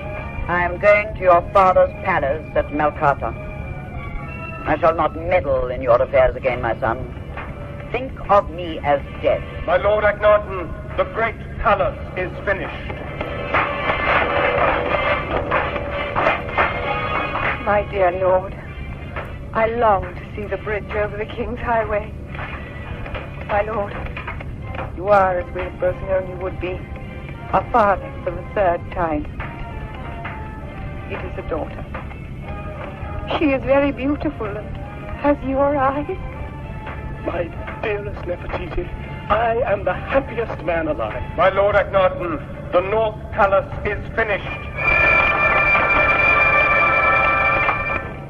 From Akhnaten, Pharaoh of Egypt, to Horemheb, General of the Imperial Armies. My great hawk, the city is not yet complete and time is against us. Men are badly needed. Please dispatch 2 or 3 battalions from our frontiers to the new city at once. To the Pharaoh of Egypt, Akhnaten, from his brother in the spirit, Rebati, ruler of Byblos. Brother, the rumors that reach me here are oppressive and fill me with fear. It is not for such as I to criticize, but, brother, was it wise to allow Azuro to return to the land of the Amorites? A serpent in a cage is no danger, but in the long grass of our borders, snake calls to snake, and I fear for our safety. Brother, listen to my words. The times are not safe. My Lord Akhnaten, the precinct of the southern pool has been completed.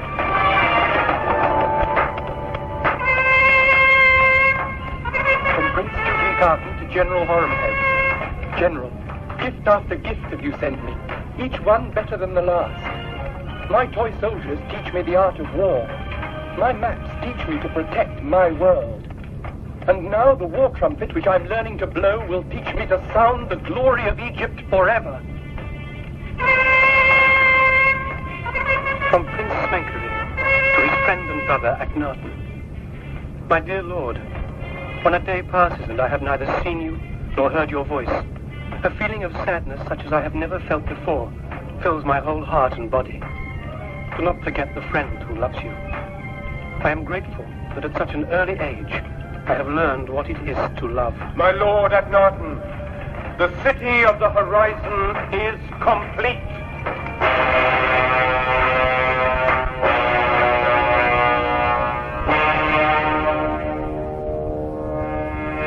Oh, living art. Beautiful are your first steps in the morning. The horizon to the east glitters with your heat. You drink the mist and melt the late stars. Every land grows lovely. Life looks upward. However distant may be the source of your love, you leave your golden footprints on the day. We have seen you waking the human face to a radiance beyond itself. O living Arten, creator of life, creator of love. Beautiful is your deep burning in the west, the slow scarlet fire into which the day falls, earthwards, like a weary bird. But then the world is dark. All seems dead. Life turns inwards. All things hold their breath. And all that we have seen, we see no more. The lion prowls lazily under the stars' needs. The serpent slithers from the cooling stone and stings. The gazelle shivers in fear. Where is he who created us? It is you who have molded the darkness that your children may sleep and dream. For your lullabies are everywhere, and it is from your darker love the night beast seeks its food. Creator of love, creator of life. Arten is beyond the sun, beyond the stars, beyond. He is life and the measurement of life. Through him and in him we live. He is beyond, and he is here. He has built this city for his children. From the sands of the desert he has made it, and made it a reflection of himself. May the city of the horizon always be, as on this golden burning morning, forever filled with the light of Arten. May it last forever and ever. Forever, forever, forever, forever.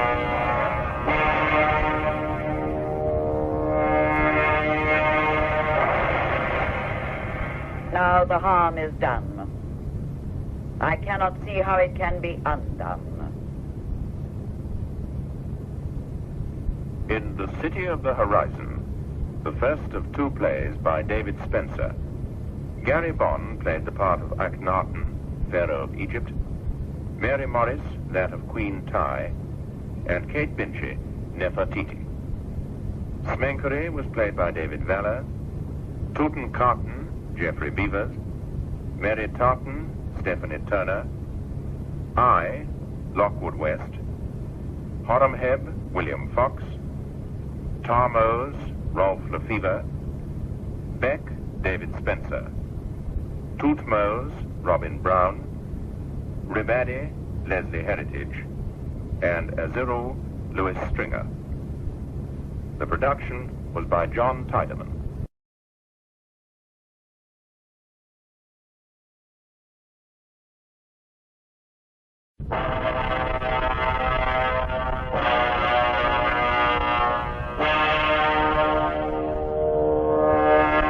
The City of the Horizon, the second of two plays by David Spenser, with Gary Bond as Akhnaten, Pharaoh of Egypt, Mary Morris as Queen Ty, and Kate Binchy as Queen Nefertiti. Akhnaten, Pharaoh of all Egypt, has turned his back on the old religion of Amun and on the ancient city of Thebes. The worship of Aten, the sun disk, is at the center of his new religion, and to Aten he's dedicated the capital he's built, the city of the horizon. A city where life is to be dedicated to peace, not war.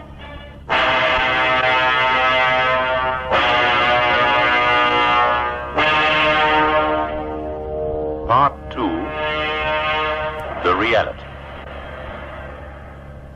The harm is done. I cannot see how it can be undone. He gave his dream its form. Yes, my lady. And yet it remains a dream, Commander. I find this heat unbearable. I watch the ostrich plumes rise and fall, rise and fall. And in their rhythm, other rhythms merge. Day, night, day, night. Life, death, life, death. I'm not certain what I can do for you, Horemheb. It is always pleasant to receive a visitor. Thebes has become very quiet. There are many people who wish to see Thebes great again. Egypt would follow the lead of the great Queen Ty. And where am I expected to lead it? Against my own son? What sort of a shadow would I throw if I were to gather the discontented against their rightful pharaoh? No. If that is the kind of help you're looking for, Commander, then it is not to me you should have come. My lady, have I not already proved my loyalty? Oh, forgive me. I've become too much of a recluse. Ghosts are not good company. I miss my son. He had this room painted for me. The paintings are not, I suspect, to your taste. I confess, my lady, I prefer a more traditional approach. I have grown to like them. They have a life, an immediacy, which my husband would have appreciated. They are not like the art we learn to know, formal, frozen ideas.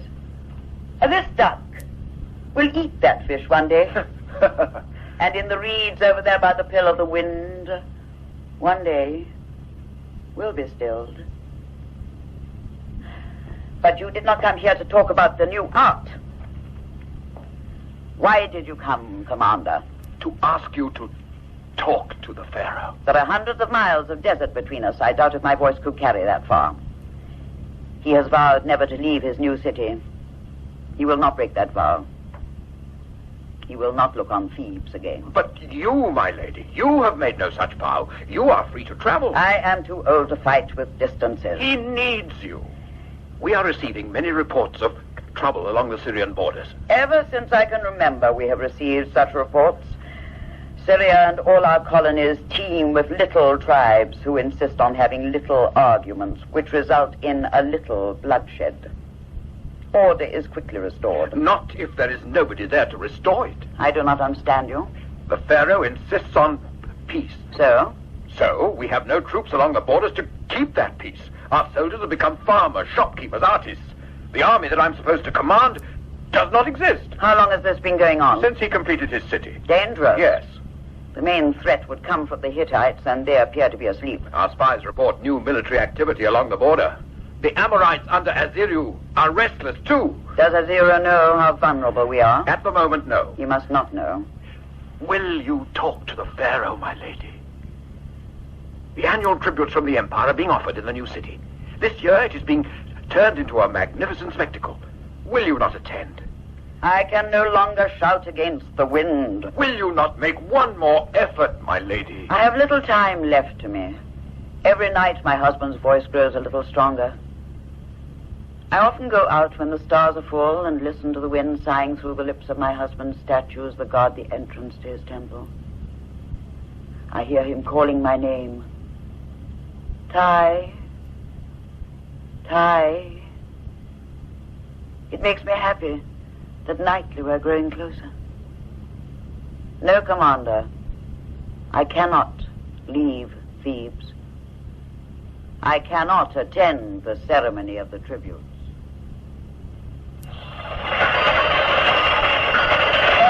I always enjoy these grand occasions, Ramose, but it seems bumped around in a chariot is not one of my favorite pastimes. Oh, come now, the King's Highway is one of the smoothest roads ever built. That doesn't say much for our other roads. Oh, do stop acknowledging the crowd, Ramose, as if their excitement was caused purely by your presence. A gentle wave now and again is quite sufficient. I see you're wearing half Egypt's gold round your neck. Gifts, course? Isn't it fortunate that nature's supply of flowers is inexhaustible? Girls are strewing flowers before each chariot. At least it will slow us down. I was beginning to feel quite sick. Not far now. Outside the great temple, we shall see the golden pavilion Beck designed, especially for the occasion. The pillars are real marble encrusted with jewels and garlands of the flowers. One of Beck's most brilliant creations, and built for a single day, so almost frivolous. There's nothing frivolous about today's ceremony. It's a necessary policy. Why? When a woman's face begins to crack, she paints in brighter colors. Cracks? Is there danger of that? A precious ornament is always in danger of being cracked. Sometimes I wonder if your mind has ever known innocence. Like yours, I suspect not. Innocence is a luxury we have to struggle for. Now, after you. No, after you. Oh, very well. There are only 2 blots on this great event.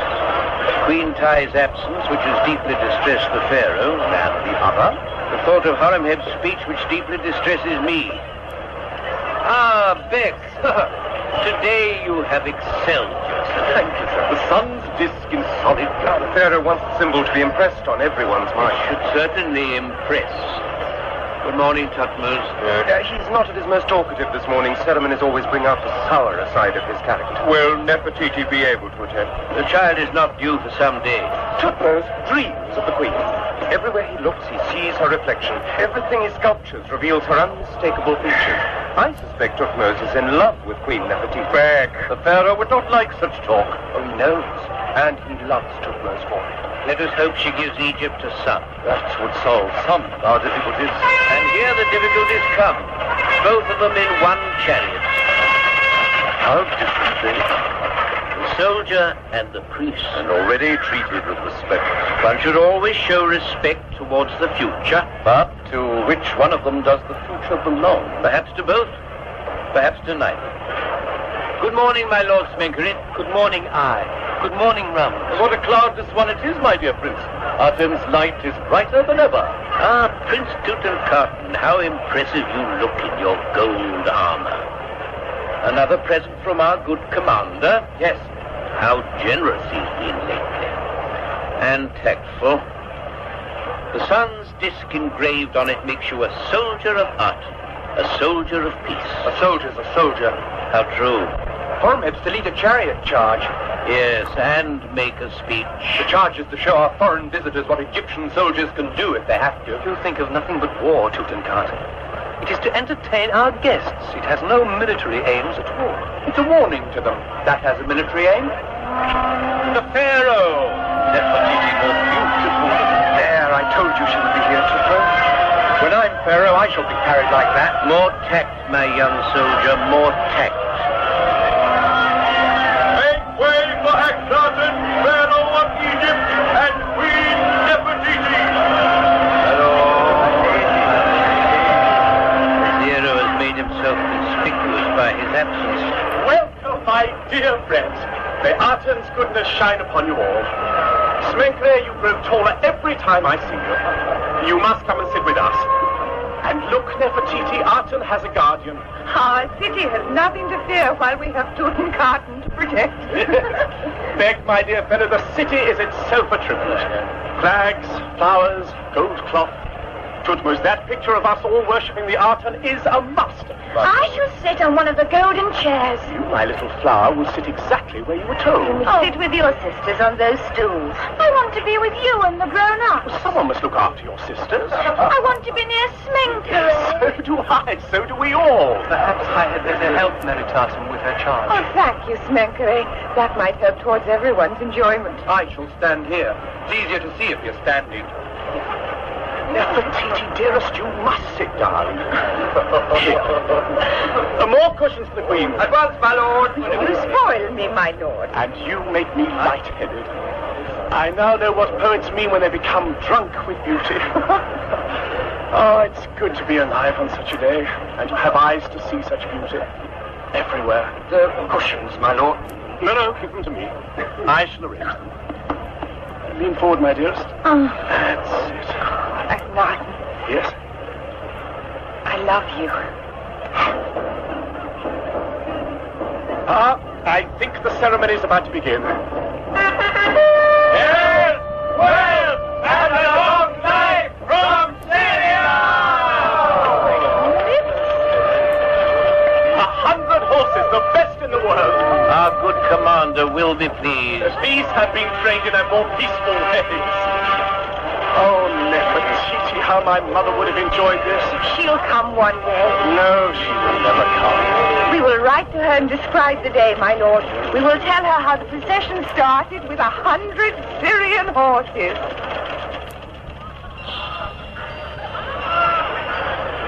Their wild manes plaited with gold, and their necks garlanded with amethyst. Every horse was white. The last 50 were harnessed to golden chariots. At one moment, a tribute of slaves, cruelly chained, were dragged before us. Your son rose with a look of horror, but I advised him not to upset his Syrian friends, so he merely commanded that their chains should be removed. From Crete, we received vases and ornaments of alabaster, lapis lazuli, jasper, and cornelian. From Nubia, gold dust and gold bars, cartloads of elephant tusks, and 500 ostrich eggs, each one painted with a different design. From all over the empire came beasts and birds for our zoos, tame lions and panthers hung with fresh flowers. Young children carried gold cages filled with strange, colorful birds from my aviary. And then 100 little Nubian boys came running past with tame monkeys on long golden chains. The length of the chains gave the monkeys the freedom to jump, to somersault, and to throw flowers at our delighted daughters. The procession ended, and there was a welcome silence. Suddenly, the quiet was pierced by a loud trumpet call. We could see nothing. The desert lay still and empty. Then the call was repeated. It was your son who saw it first. Is it a dust storm? Oh, surely not, my lord. Smoke. What do you see over there to the east? I see it. A wave of bright light. I see it now, my lord. Sparks leaping along the edge of the desert. It's the sunrise. Migrating birds. It's the army. Look how fast they are. Spears flashing in the sun. The sun's disk on their banners. Look at the dust they send up. Clouds of dust. And there's Horemheb leading them. Do you see? Right in front, dressed in They gold. will be able to stop, my lord, surely. We must hope for the best. This could be dangerous. They seem to be aimed straight at us. There's no danger with Horemheb in command. If he stutters, his command may take longer to give than he realizes.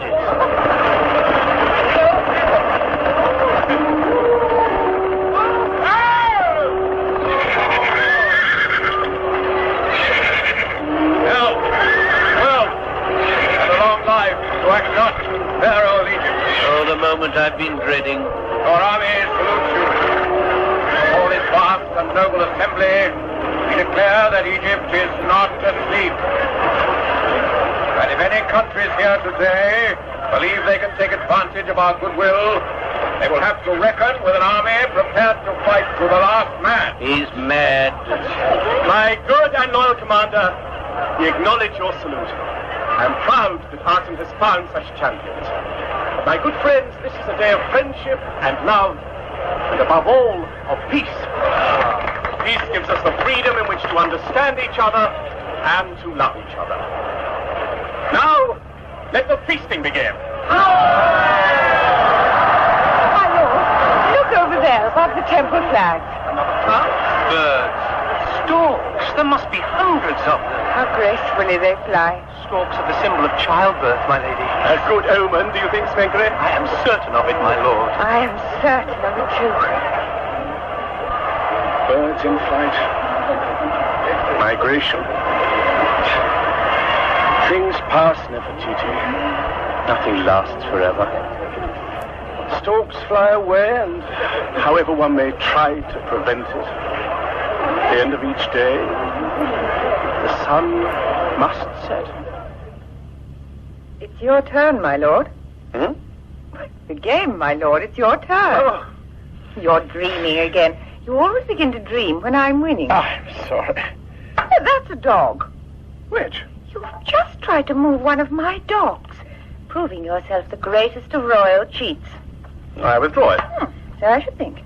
Well, how did one of your dogs sneak into my jackals? He's a spy.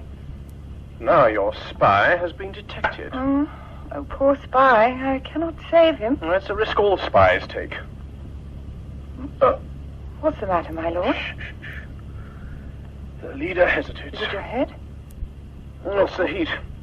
And the flies keep crawling over the board and distracting me. Flies on the board? Oh, what a poor excuse. There are no flies on the board. There have been no flies on the board. In that case, my jackal leader leaps forward and kills your dog. My lord. Yes? Shall we stop the game? Stop? Why? Admit that I hate losing? I can read your face. What can you read? Something I am unable to recognize. Tell me. You see the palm tree painted on this board? Yes. As we played, I began to see the desert in the moonlight. There was the palm tree and the bones of a gazelle. Pieces of flesh still clinging to it. A jackal licked his lips. He'd eaten well. But from the shadows of that palm tree, a pack of dogs was watching him. Eyes. The glint of eyes in the shadow. My dear lord, the jackal turned.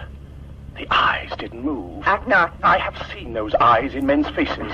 It's a silly game. I concede defeat. Look, the sun is shining.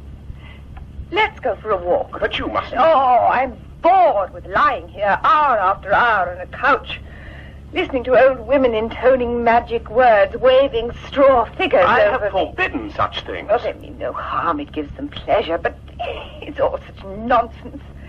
Mothers are having children every minute of the day. One of my nurses gave birth to her largest son in the middle of a cornfield at harvest time.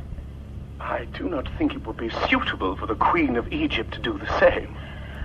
I want so much to give you a son. So much. Nefertiti, what does it matter what the child is? It will be ours. The future matters. The future. Oh. I've made myself cry. My beautiful one. I want so much to give you a son. But I have my daughters. Why does Smenkhare mean so much to you? Smenkhare? He's my half-brother. So is Tutankhamen, but it's Smenkhare you love. He's very like you. He is very like the son I ought to give you. Nefertiti, we can only accept what God decides. I'm sorry. Now you are upset. That is no way to greet a new child. The doctors say you must have absolute quiet. Oh, the doctors say. Bring the Queen some lime water. I don't want any lime water. And I don't trust doctors. I don't like doctors. I've seen you sometimes alone in your room, unaware of being watched, pressing your hands to your head as if you were trying to break it open. Do they help you? Or do I need a doctor to help me to think? Lime water, my lady. Then I shall pour it for her. Yes, my lord. My lord, my lady. Yes? We have been drawing in the sand, throwing the sticks. There is no doubt. Every time the answer's the same. A boy, every time. And the stars are well placed for the future Pharaoh. Well, we'll soon find out if sand, sticks, and stars are as reliable as you believe. Thank you. My lord, my lady. Now drink this. And that is a Pharaoh's command.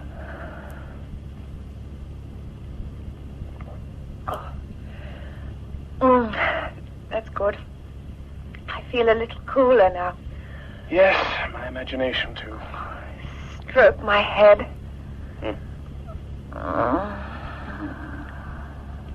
I remember once, the only time my father was ever really angry with me. He'd been out hunting. He's a very good hunter.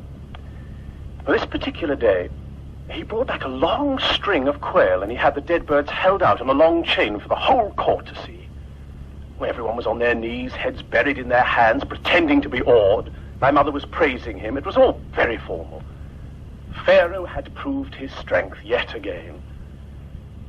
But I thought I saw one of the birds move. I looked away, and for a time I dared not look back. When I did, I saw that the bird was still struggling to live. The struggle was so awkward. I don't know why that frightened me so much. It was the awkwardness, the jerkiness in that little body. I screamed out. And when my father realized what had upset me, he tried to make me touch those moving wings. I couldn't touch them. It was my greatest defeat. And my father's, too. I was packed off to the nursery in disgrace. But we can never escape. One day I will have to touch those wings. Nefertiti. Nefertiti. The Queen of Egypt sleeps.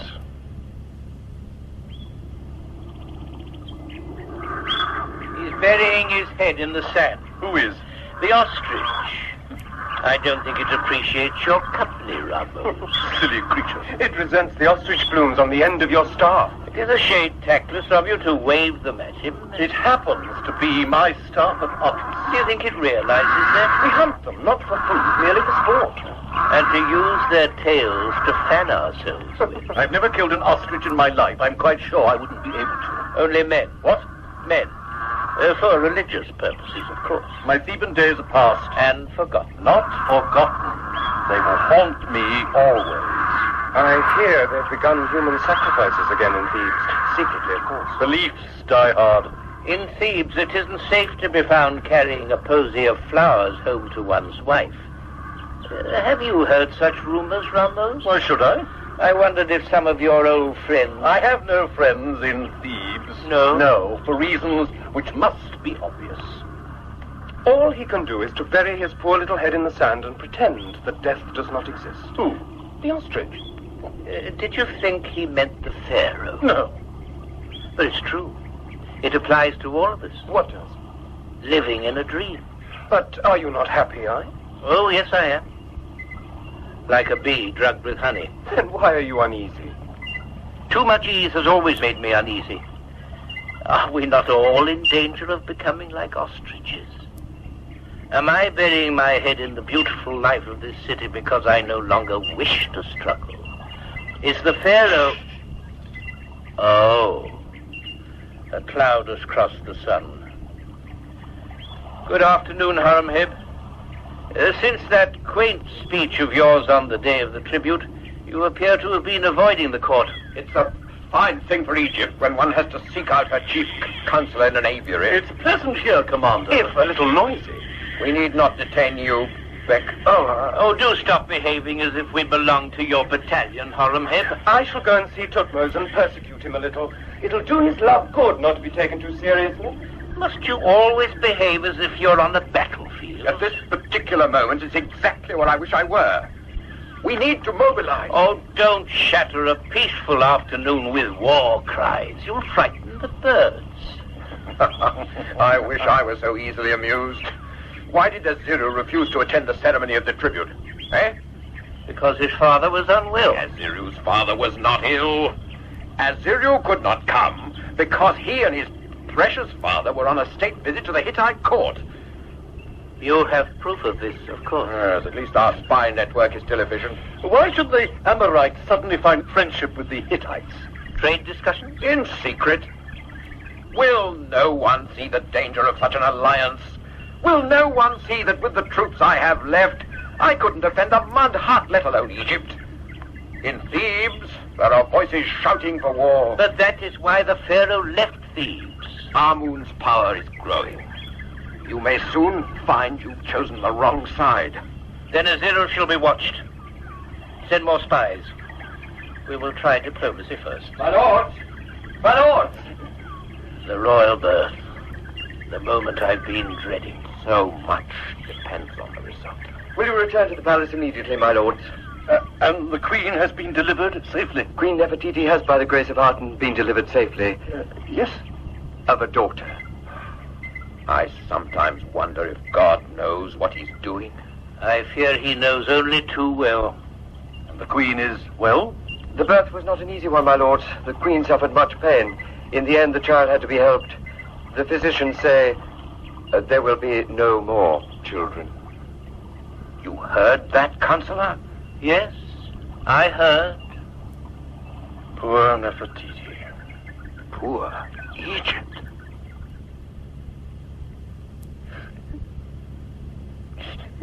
Nefertiti, you must not cry. You must rest. Please don't cry. Has the scent of jasmine please you? Oh, come now, or you will make me cry. Together we might wake our new little daughter. Well, if she starts wailing as she wailed when she was born, the Sphinx itself will hear and come sniffing round the palace for a bone or two. It's no good, my lord. You won't make me smile. If I put on the royal beard, I would. That's better. Oh, Nefertiti, look at her. So small, so perfect. I shall have no more children. We shall hardly find enough husbands for those we have. She is not the son I wanted to give you. She is life. That is enough. Oh, my lord, my life with you has never known a shadow until now, but my love for you gives me a kind of wisdom. No, let me speak. Give me your hand. This city must have its heir, a strong son who can secure the future for our God. The succession must be assured. No, let me finish. I cannot give you that son, but in your harem, my beloved Pharaoh, there are princesses from all over the empire. You could choose one of them for your queen. No, Smenkhare and Tutankhamen are children of the harem. To rule, they would have to marry one of our daughters. Only our daughters can claim to be of the sun blood. But can you imagine what will happen to them as every ambitious noble fights to unite with our blood? Well, they'll be torn to pieces in the struggle. And that will happen, Akhnaten, unless you have a son. Egypt must have a new queen. No. You must have a son. And if it means that I must lose you, then I have the strength to do it. I have a wife. There is already a queen in Egypt. If I have to marry, I shall marry one of our own daughters. Even that may have to be. My lord! Yes? A messenger has arrived from Thebes, from Queen Ty, my lord. Your mother. Well, let him come in. Yes, my lord. Nefertiti, you must never speak these thoughts to me again. Rather than lose you, I would lose the throne of Egypt. My lord Pharaoh. You have news from my mother? Queen Ty sends these words to her son, the Pharaoh. Be prepared, my barge is ready. I shall sail for your city as soon as I have your leave. Do you hear that, Nefertiti? My mother is coming after all this time. Tell Queen Ty to leave at once. Her son is eager for her arrival. Yes, my lord. Why this sudden visit? She could not have known of our new daughter. We must make preparations. My lord, I'm afraid of losing your love. How can you lose what cannot alter? It is engraved on the sun's disk. Its echoes are eternal. You said nothing could last forever. No, everything lasts forever. When you saw the storks flying, you said nothing. Did I? And I was wrong. I should have added, except my love for you. My dear loving brother Akhnaten, Pharaoh of Egypt, it was with tears of joy in my eyes that I, Aziru, heard that Aten had blessed you with yet another daughter. I shall come soon to your new city to face certain dishonest men who lie to you and try to turn your love away from me. How could I, or my dear father, have gone to the court of the Hittite king? Egypt's enemies are our enemies. My lord, there is a certain man in Byblos who is no friend to you. Rebadi is a traitor. It is my love for you that writes this, so believe it. My father is now able to walk a little and sip warmed goat's milk. I send you 10 shields taken from your enemies. May they prove my love. The Pharaoh of Egypt, from his brother Rib Adi, ruler of Byblos. Brother, I fear the Amorites. I beg you not to trust the sweetness of their words. The frontiers of the empire are unguarded. Send troops to patrol our frontiers so that danger may be avoided and peace preserved. Well, my son. Well, Mother? I must return to Thebes. Tomorrow. So soon? I am hustled by time. I have come to say farewell. Farewell? That is why I have come. Only a few days ago, Nefertiti and I stood on the quayside waiting for my frail old mother. And what came skipping out of the royal barge? A bustling, energetic whirlwind, who immediately insisted on being shown the entire city, who threw the crowd into a fervor of delight, who made the commander laugh and Ramose and I skip about, who encouraged her grandchildren to behave like demons, and who brought great happiness to her son. Oh, Mother. No sentiment. You are looking younger, stronger, and more beautiful than ever. Oh, I was never beautiful. But our Egyptian cosmetics have always been the best in the world. My child, I am ill and will die soon. Mother. It's all perfectly natural. There is nothing tragic about it, nothing to fuss over. But one knows these things, as animals do. Please. A circle is beautiful. An uninterrupted line. My departure will only appear to be an interruption. Now, how am I going to talk seriously to you if you insist on looking so lost? How should I look? Not like a bewildered giraffe. But I am bewildered. Look like someone who knows that God exists. Thank you. I would have liked our parting to be no more than a recognition. But, my dear son, to my last breath, I shall not be able to resist meddling in state affairs. I find myself concerned about Egypt. You must have heard that law and order are breaking down in Thebes. People are robbed and murdered. The buildings are beginning to decay. Tombs in the sacred valley have been pillaged and treasures stolen from your dead ancestors. When the moon is dark, the trumpets of Amun-Ra have been heard echoing from the hills across the river. You and I know perfectly well that the priests of Amun are blowing those trumpets, but to the people of Thebes, it means only that the dead are angry and that the curse of Amun is upon Egypt. Mother, that is why I left Thebes. Here we are spared the disturbance of ghostly trumpets. But this city is not Egypt. It is a few acres, no more.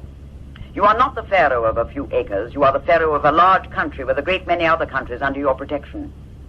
You cannot shut yourself away in a cupboard and ignore the rest of the house. While I was in Thebes, I could at least delay the deterioration. When I'm gone, who will there be to take my place? I don't know. At times when I feel so muddled. Now there are days when my mind...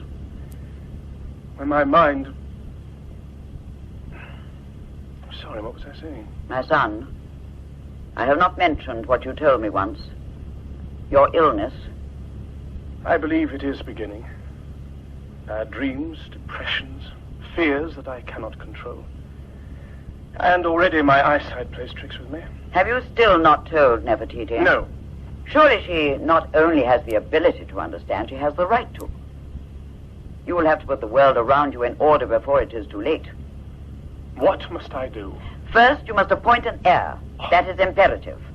It makes Egypt stronger in the eyes of the watching world. It can only be Smenkhare or Tutankhamen. Whoever you choose must be married without delay to your eldest daughter, Meritaten. That assures the royal bloodline and cannot be argued with. Then he must be made co-regent. He must be sent to Thebes to take my place. Are you listening? Yes. Well, which of them shall it be? Tutankhamen would make an excellent pharaoh, but his health is not good, and the blood of the dynasty needs strengthening. Under him, war will be inevitable. War is becoming inevitable because you will not act to stop it. I'm trying to stop it, Mother. New temples to Aten are being built in the major cities of our colonies. Daily, our new priests make converts. Your new converts are not going to prevent war. But they are.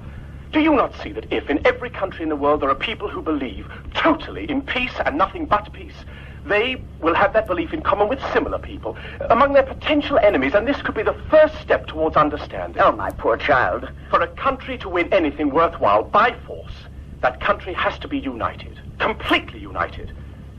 And yet it is weakened by even a handful of people who wear flowers, who speak with love, and who refuse to fight. If all countries were weakened by such things, there might be some hope.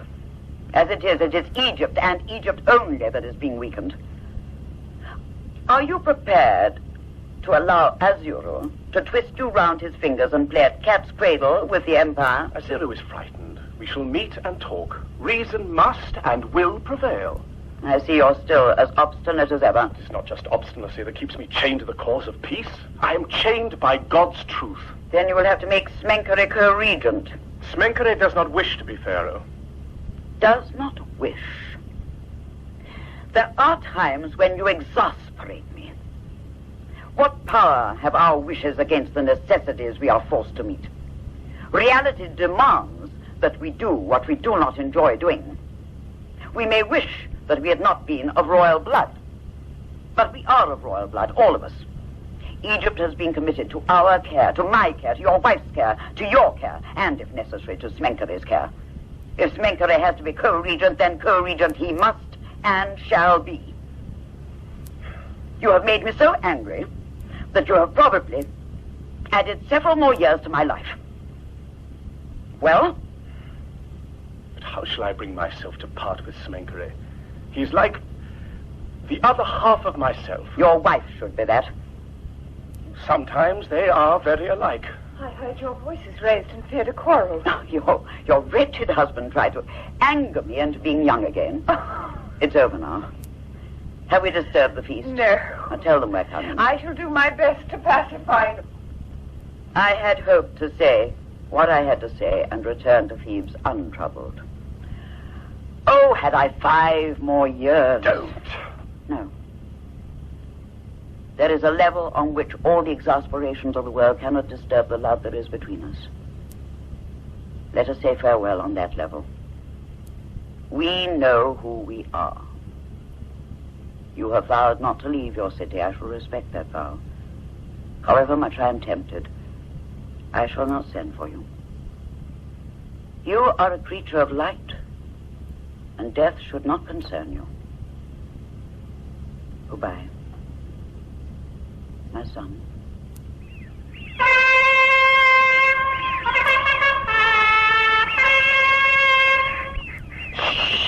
Milksop, you frightened them, Tutankhamen. 2 kingfishers. There's plenty of those. But it's rare to see them settled. Usually one sees a quick flash of blue and they're gone. I've 2 wooden spears. Will you fight? No. Race me then. No. Wrestle. No. Stop prodding me. Stop me then. Asking you should be enough. You're afraid to stop me? No. Afraid to fight? No. You're a coward, Smenkhare. I'm bigger and stronger than you, and you know perfectly well that if I were to fight you, I might hurt you. Liar. Why are you so unfriendly? I don't like you. I've never harmed you. Don't like weakling. I know those spears are only wooden ones, but I do wish you would stop prodding me with them. Is this yours? Yes. What is it? He's trying to carve something. What? A flight of birds. Not very good. Yes! Why did you do that? I wanted to. Now will you fight? It was only a piece of wood. Horemheb gave me this hunting horn. If you tried to take it, or even tried to blow it, I'd kill you. Horemheb says that unless some real men do something soon, Egypt will be finished. Do what? Fight! Send armies to wipe out our enemies. The Pharaoh says we have no enemies, only neighbors. The Pharaoh's a fool. He is not a fool. Horemheb says he's a fool. Then Horemheb's a fool to say so. Ah! Why don't you hit me back? I might hurt you. You know the physicians have said that you must avoid getting overexcited. They said no such thing. Anyway, I'm going to be the next Pharaoh. I congratulate you. You'll never be Pharaoh. I hope not. You're a liar. I'm not going to argue with you. Pharaoh loves you. Everyone knows he loves you. Does he kiss you? Don't make me angry. Well, does he? It's against my principles to fight. But if you don't run away, I shall take you and throw you in that river. You never dare. Smenkhare! Meritaten, here comes my future wife. No one would marry a horrible child like you. You'll see. Horemheb says so. The great Horemheb can be wrong. Does the thought frighten you? It sickens me. Smenkhare, Meritaten is ill. No, she's always ill. She's pale like Smenkhare here. I hate pale things. Milksop! He's the palest of us all. That's what frightens him. He's horrible. He's still very young. He thinks war is everything. And Horemheb encourages him. We all try to be like the people we admire. He tries to be like the commander. I try to be like your father. We are both poor imitations. I think you are like my father. Are we ever going to be married? I don't want to be a pharaoh, Meritaten. I don't want to be queen. Would it be very bad? You and I, alone in Thebes. Yes, it would be very bad. Shall we go and see Meritaten and cheer her up? Oh, yes, you'd like that. The strange thing is, I really think Tutankhamen could make a good pharaoh one day. If only he would think.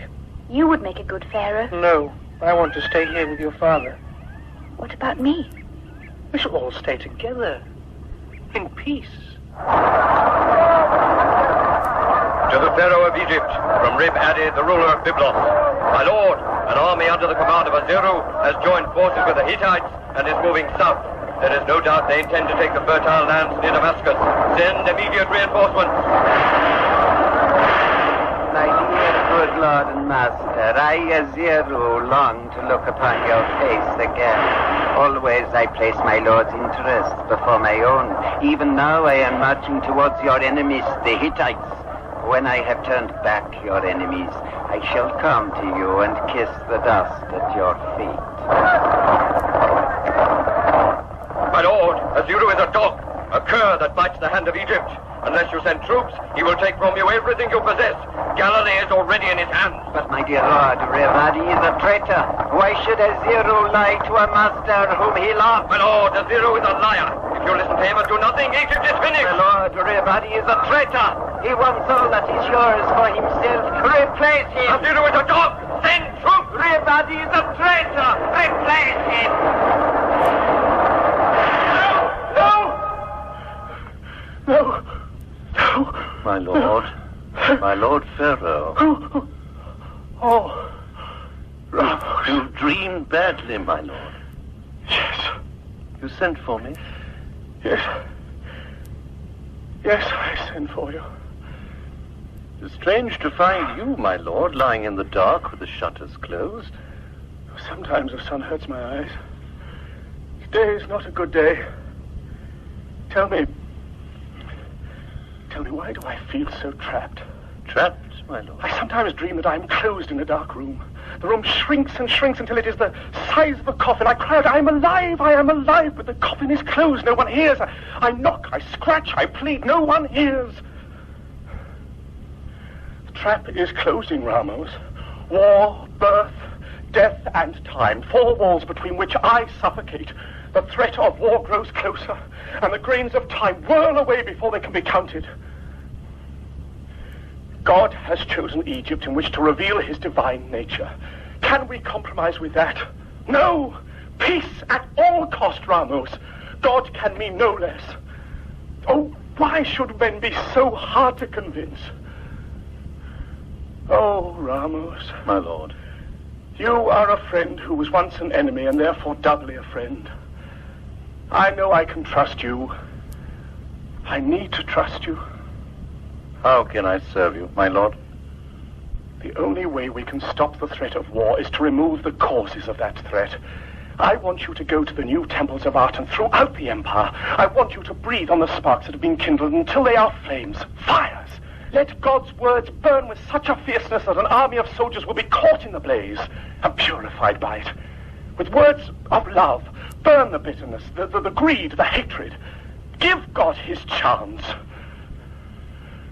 Do I ask too much?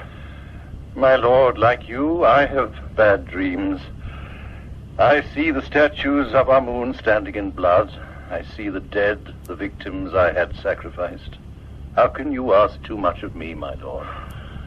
Too much will never be enough to clear those shadows from the sun. Your mission could be dangerous. Death? That's a mystery one should not be afraid to solve. Oh, I know, Ramose. I see a pair of wings, struggling, fighting. My lord. Nothing. I must touch them. Just once. That's all. I am Ra in the boat of the morning Aten. I am Ra in the boat of the setting sun, Secte. I am Osiris, turn your face to me. Let your face be turned towards me, O hater. Gentlemen. I realize your voices have a long way to carry before they reach the gods, but if you must anticipate my death, please do it with a little less enthusiasm. All the gods who are in true earth. I am Horus, the son of Isis, the son of Osiris. My lady. Horus the Great. No, my dear, no more to drink. It's a waste of God's good water. But gentlemen, your throats must be dry.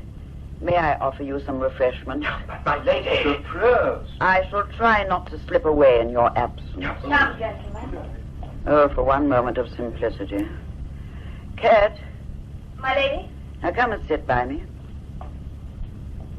A moment ago, I thought I saw a thin little boy running barefoot across the marble. There is no one there, my lady. He called out, "Mother, mother." Oh, such solemn eyes. Imhotep's dead, mother. Imhotep's dead. Imhotep was a cat. There, he's laughing. Such a laugh. He's watching his father's pet monkeys. How shy you are, little one. Your toes wriggle when you speak to strangers. Now there's a young man standing on one foot. Love, Amenhotep. I can see it as love. It is written on your face. Stop laughing. Oh, cat. What a strange storehouse we carry in our heads. Imhotep's purring in a corner, and I can smell sandalwood. My husband always smelled of sandalwood. Oh, you stupid child. It's only a shadow. Everything has a shadow. Everything. Oh, why will you never listen? Have you no sense? No sense? My lady. No, I know there's no one there, Cat. I'm playing games to pass the time. I'm still quite sensible. It's only make-believe. He made a vow, Cat. He will not come. My Lord Pharaoh, we have a son. How the trumpets blared out, Cat. Egypt had an heir. I had given Egypt a son. My husband rested his head on my hand and we both cried. Cried out of happiness that had no other way of expressing itself. It was so great. Cat, send for the scribes. I must make one last effort. I must try to make someone see sense. Yes, my lady. No, it is too late. I must leave the future to make the best of itself. Cat, what is that noise? Baker wishes to see you. They've tried to send him away, but he refuses to go. He could be an assassin. It's a little late for that. There's only the merest thread of life to cut. Shall I ask the servants to throw him out? No, not every woman receives a visit from a strange man on her deathbed. More amulets, I suppose.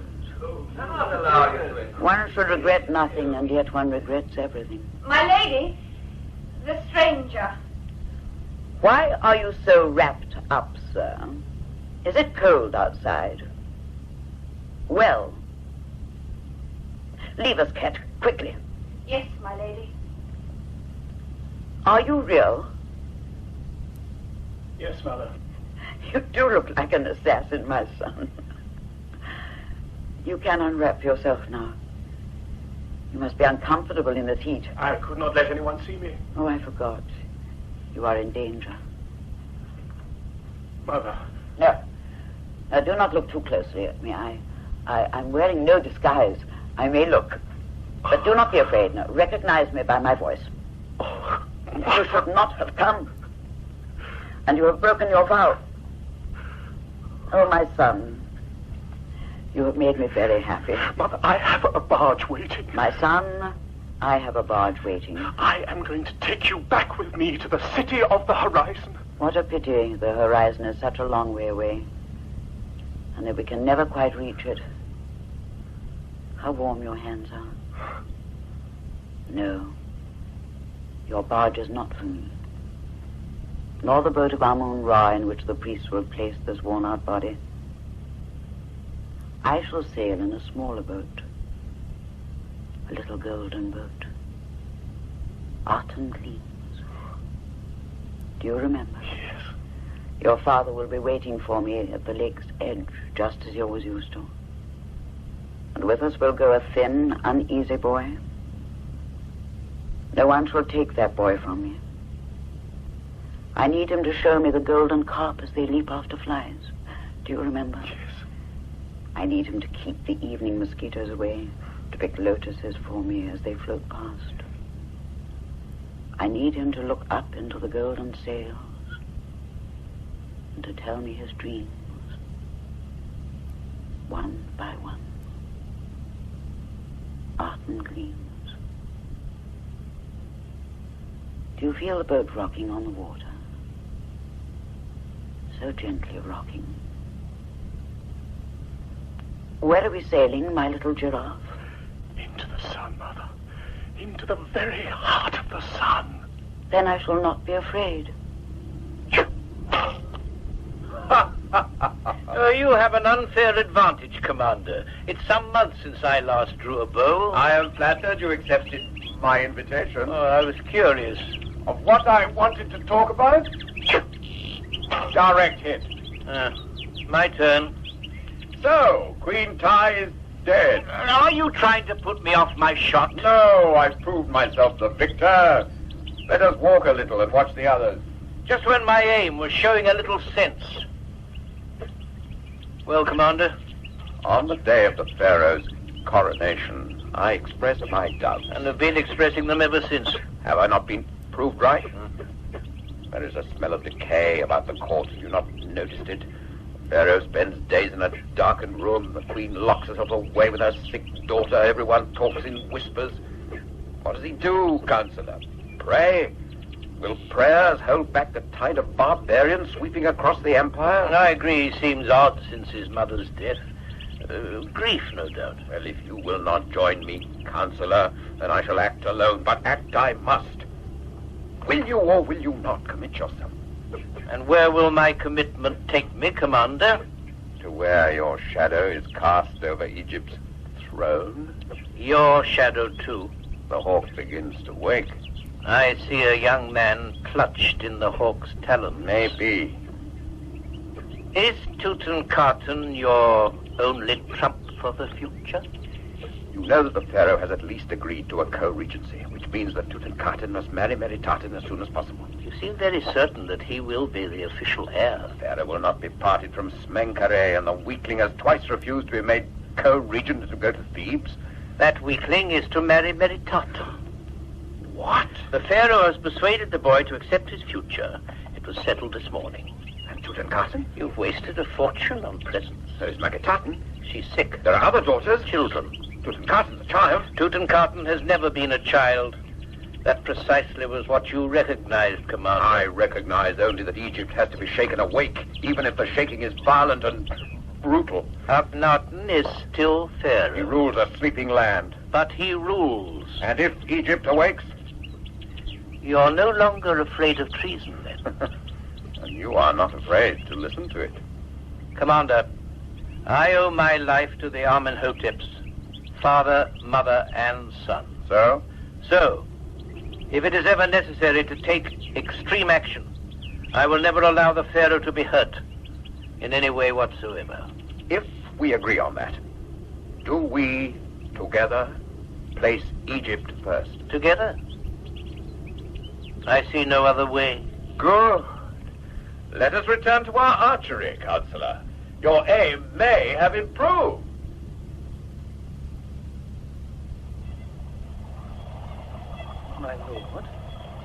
I'm here, Smenkhare. Look, the moon's rising. The Nile is bubbling with light. This will be the last time we shall sit here together. There are tears in your eyes. Did you think there wouldn't be, Smenkhare? Did you think I was sending you to Thebes because I had exhausted my love for you? How shall I bear the loneliness? As I shall. The pain. Never to know that somewhere in the garden where I'm sitting you might appear. Never to see your shadow fall across me as if in answer to a need. Never to see you.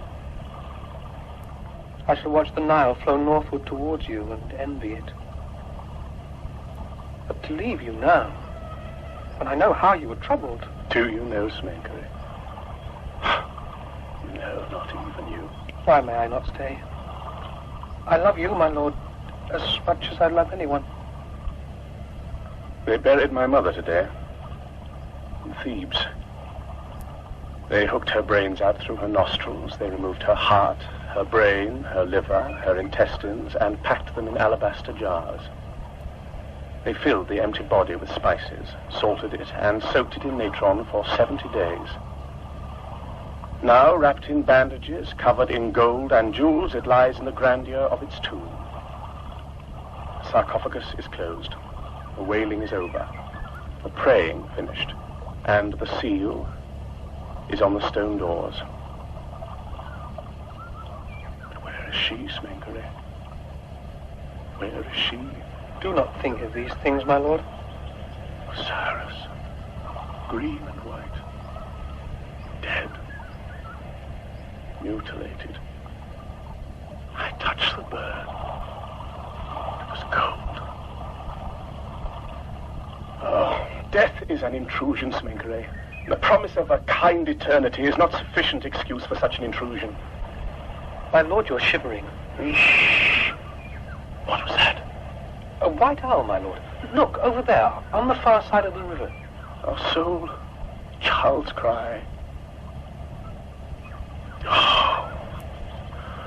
Oh, Smenkhare, I'm tired. Where is the light? It is here. No, not the moon.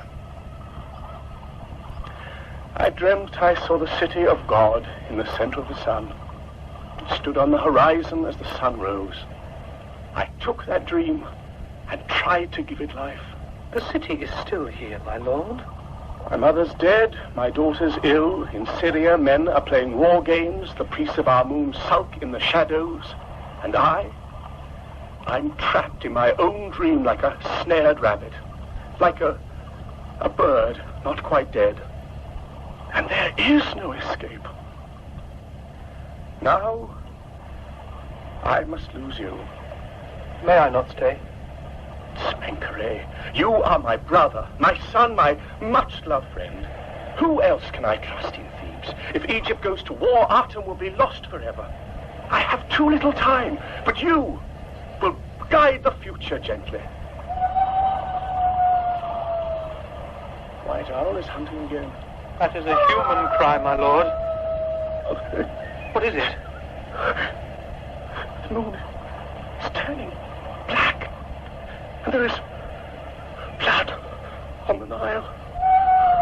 My Lord Pharaoh! My Lord! Osiris stands at the water's edge. My Lord Pharaoh! He has my face. Your daughter, my lord, the Princess Meritaten, is dead. I thought I saw her. I'm not quite sure where I am. The moon seems to have fallen into the river. It's grown dark. Wilt someone give me their hand? My lord. And lead me to my wife. Time and time again I called her back. There had to come a moment when she would not hear. I believed it was enough to dance to my own heartbeat, to see and proclaim beauty. I believed that love was everything. I was wrong. Wrong? Wrong. I thought darkness was merely absence of light, pain the absence of happiness, evil the absence of God. It is not true. Darkness, pain, evil, and death are the very presence of God. These are not the words I looked for. The earth is beautiful, man is divine, God is love, one cries. Then, crash!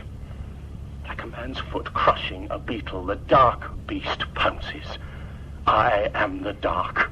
Know me. My lord, I have lain in your arms and loved you. I have followed you as a disciple follows his teacher. And have you now led me to the edge of a cliff to tell me now to leap into the darkness from which with such gaiety we escaped? In this space between us, the space of a small bed, our daughter's body lies. Can we not share our grief with the dignity of parents who have loved? Is not the space of this bed small enough for our hands to touch across it? Death divides. Death devours.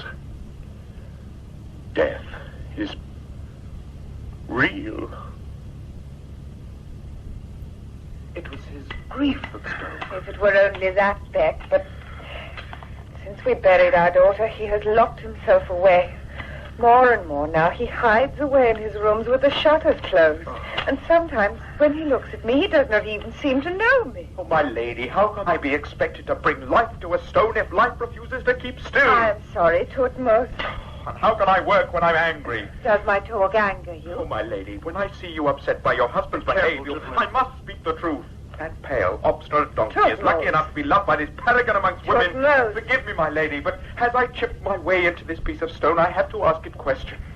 As I shape it, the grain gives me the answers, and so the artist becomes a prophet. Your sorrow is revealed to me in this stone, and it is a sorrow that refuses to express itself, and that is not right, my lady, not right. Go back to work, Ptahmose. This might be the finest head you've ever created. I think it is kinder to the truth than the truth deserves. I do not flatter. I see what I see. Oh, how good you are to me, my friends. But tell me, why a man whose whole life has been spent in the light should now be so obsessed with the dark? At least while Smenkhare was here, he could find a companion. It's a good thing he's gone. Why, Ptahmose? Well, my lady, we all saw how close they were. We all saw your picture of their closeness. Was the Pharaoh angry? For a long time he studied it. Then he turned to me and said, how well Ptahmose understands what love is. No, believe me, my friends, Smenkhare's absence is not a good thing. With his mother dead, who now will be able to reach him? Why not you? I, of all people, am the one he keeps most distant. And yet I know he loves me. He may be ill. He says not. And he refuses to let the doctors near him. If madness is an illness, then he is ill. Madness? Ptahmose, is it not madness to neglect the queen? To hide away from the world? Not attend Aten's rising and setting so that all who believe in one God are bewildered by his absence? Is it not madness to refuse absolutely to defend an empire that is being overrun by barbarians? The ideal of peace is one thing, the reality quite different. I beg you, my lady, to forgive and forget what you've just said. No. What he says is true. But tell me what I can do. Well, speak to the Pharaoh. He will never listen to me. Make him listen. You must make him understand what you think. Go back to work, Ptahmose. No. I shall leave this work unfinished. The mystery is enough.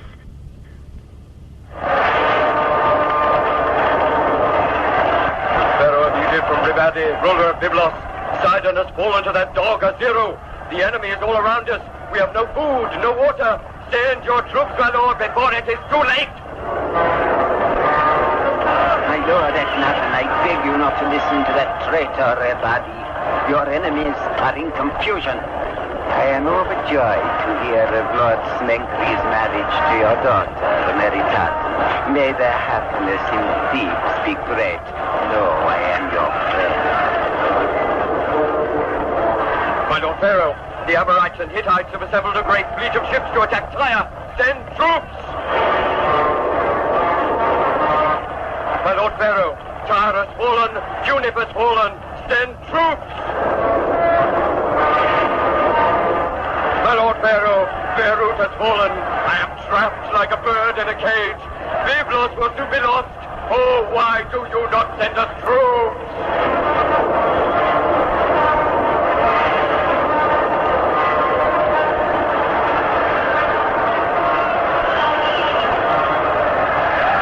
Beevers has fallen, my lord Pharaoh. Reeb Adi, Egypt's friend, is dead. What was once an empire to be proud of is no more. It will take great strength and power to win it back. But win it back we must. My lord, Egypt's own frontiers are now in danger. We must protect them. Azero must be stopped. But he wrote all the time. He wrote expressing his loyalty. It must be war. No! War. There is no other answer. The Hittites wanted more land, they have it. The Amorites wanted more land, they have it. Because dogs bark at us, do we have to bark like dogs? No, we reason with them. Oh, come, my lord, you may not bark at dogs, but yet can you reason with them? Yes! You calm a dog's fear, you earn its trust, and a dog will return your love. Armed men are not so easily tamed. But they can be, Horemheb. They can be made to see that it is against their own interest to want Thebes or any other part of Egypt. And when they see that Egypt is worthy of their love and trust, then peaceful coexistence will be a possibility. Man is by nature a hunter, by instinct a fighter. He is a collector of possessions because they give him power and protection. So can an ideal make him deny his nature and reverse his history? That is expecting too much. If we don't expect too much, how shall we ever hope for improvement? Is war the only answer you have for the future? In Thebes, Smenkhare has to listen to the same demands that I am listening to. Vengeance, conquest. Are we the only ones prepared to argue for the God of peace? Have you? What is it, my lord? My lord Pharaoh. My lord. He's staring at us. Can he see us? What is he saying? My lord. I apologize. A moment of tiredness. What were we discussing? War. No! Have we learned nothing? As long as I am Pharaoh and have the power to prevent the waste of human life, then I intend to use that power to establish, to create, and to preserve peace in this world. My lord, no one will deny that war is evil, but there are other evils. This letter, for instance. We, the people of Tunip, are weeping. Our sufferings are great. We have begged for your help, but we have received no comfort, great Pharaoh. They were ordinary, bewildered citizens. Their city fell and they were killed or enslaved. But we could have prevented it. My mind is haunted by the cries of the innocent. Should the innocent suffer? If Aten is to mean anything to the future of the world, he must be protected by every available means. War, my lord Pharaoh, is one of those means. My lord! I cannot see. I cannot see. I cannot see. You sent for me, my lord. Yes. I'm glad to see you well again. It has been 5 days. I did not know that you felt as you did. I should have spoken to you first, my lord. But how could I? You avoided me. I believed that you could not forgive me for not bearing you a son. Then I thought that the love you once had for me had been transferred to someone else. I even wondered if you blamed me for our daughter's death.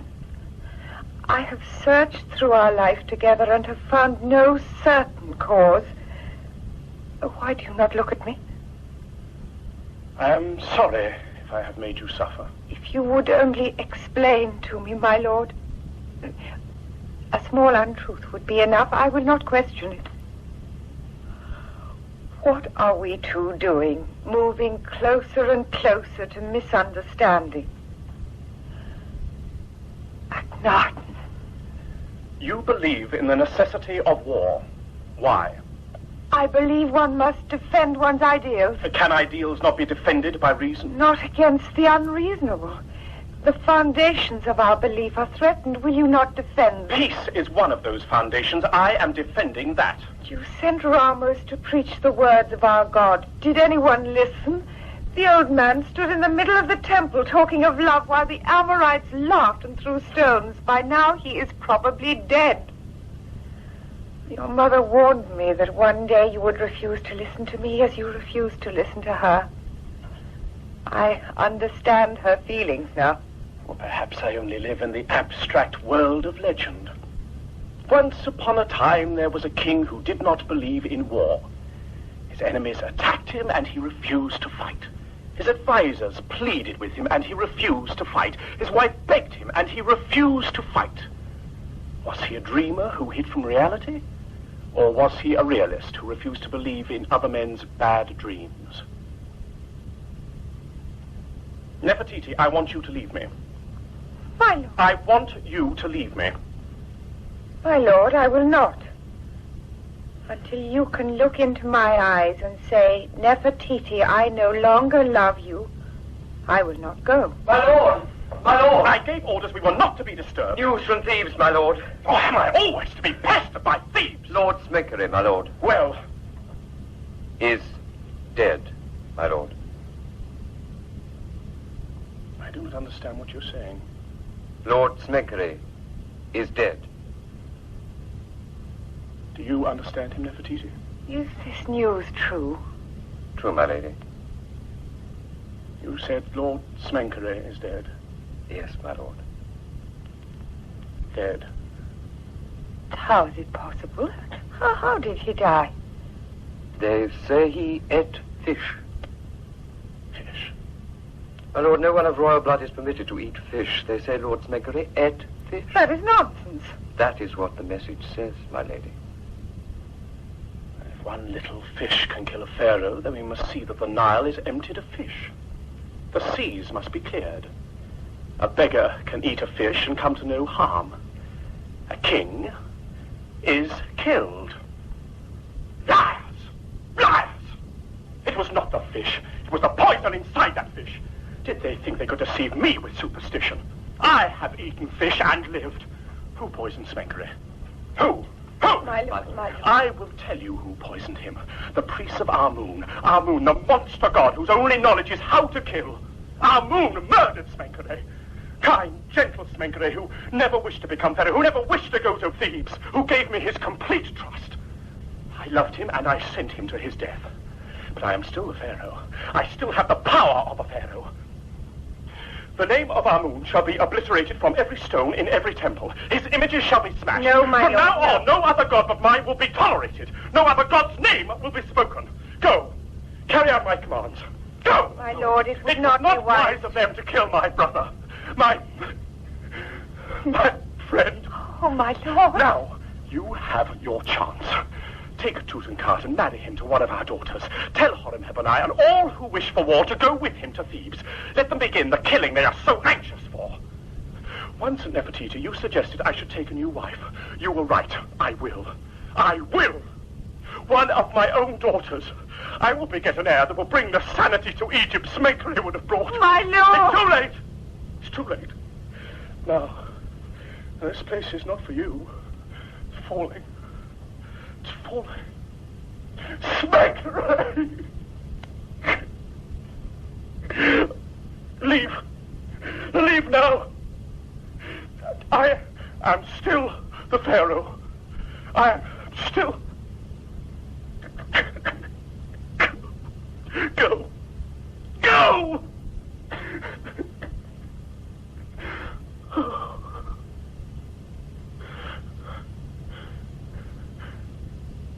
Nefertiti, have you gone? Have you gone?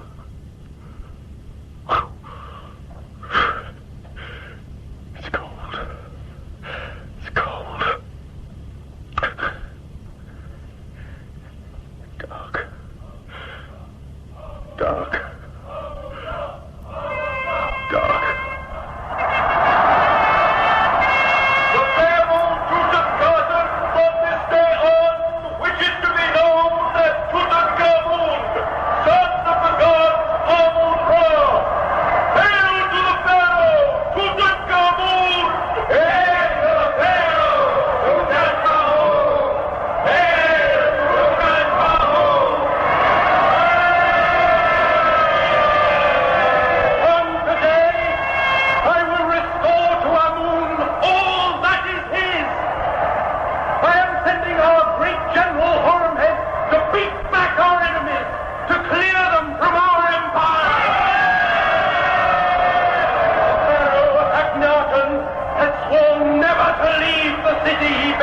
in honor of his heresy. He has no power over Thebes. Akhnaten is Pharaoh no longer. I have taken his daughter as my queen. The royal line is assured. Egypt will be great again.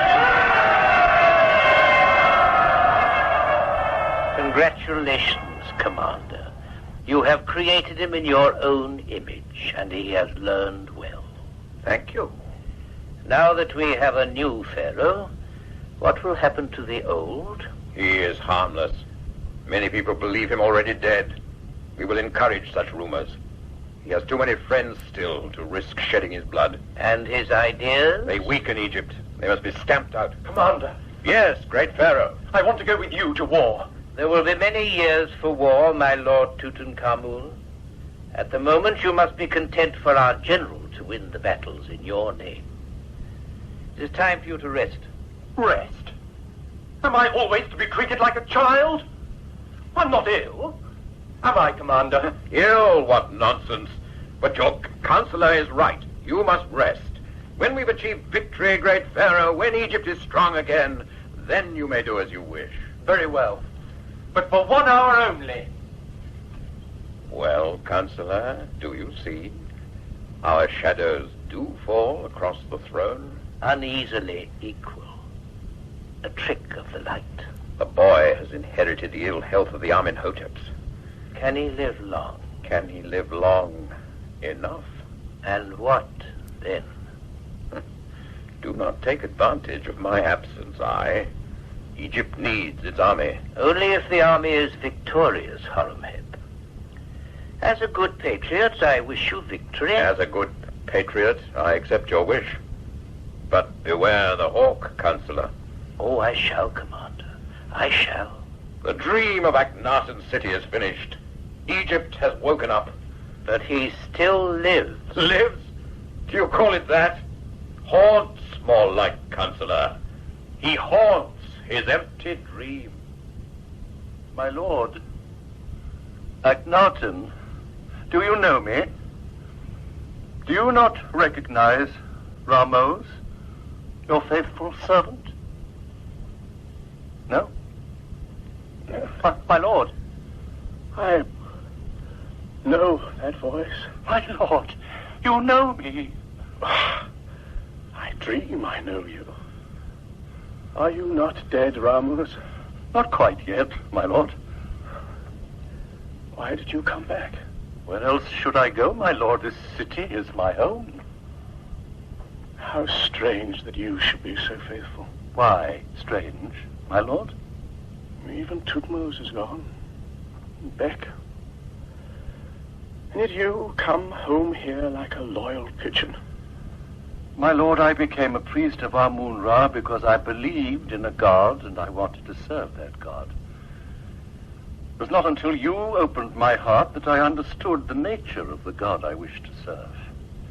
For me, the journey to the sun's disk was not as long as it might have been for others. It is finished now. No, not finished. My mind does not stay with me for long, Ramose, and I'm blind. Does the queen know? She must never know. I sent her away before... But what explanation could you have given her, my lord? No explanation. But why? I cannot remember a time when I have not loved Nefertiti. From the first moment, for always. I never believed I was a man to be loved.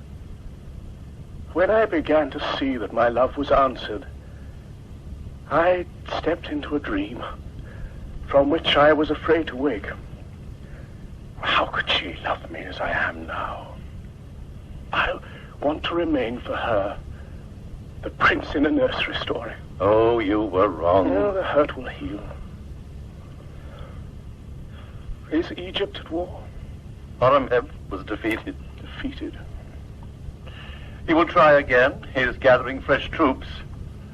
But Tutankhamen is dead and buried with his few little treasures.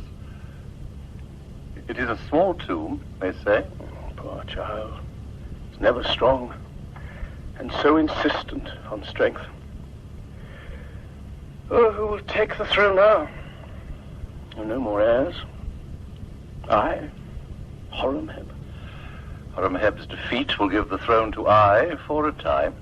And so it goes.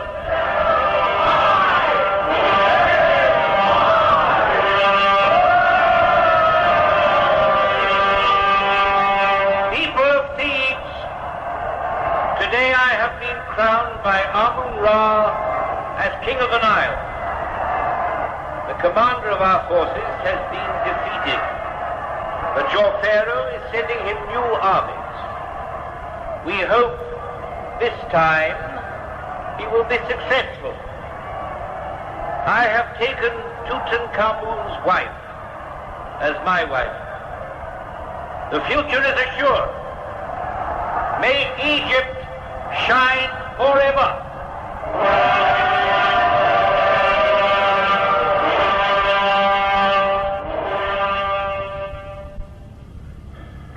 He is dying, my lady. Why did he never tell me? Why did no one tell me? He gave orders. I have disobeyed them. Will he know me? He might. His mind has strayed less lately. Speak to him, Ramose, gently. My lord? My lord Akhnaten? Oh, I am awake, Ramose. My lord, I ask your forgiveness. I have never disobeyed you before. But is it still night? Yes, my lord. There's someone standing near you. Forgive me, my lord. Someone.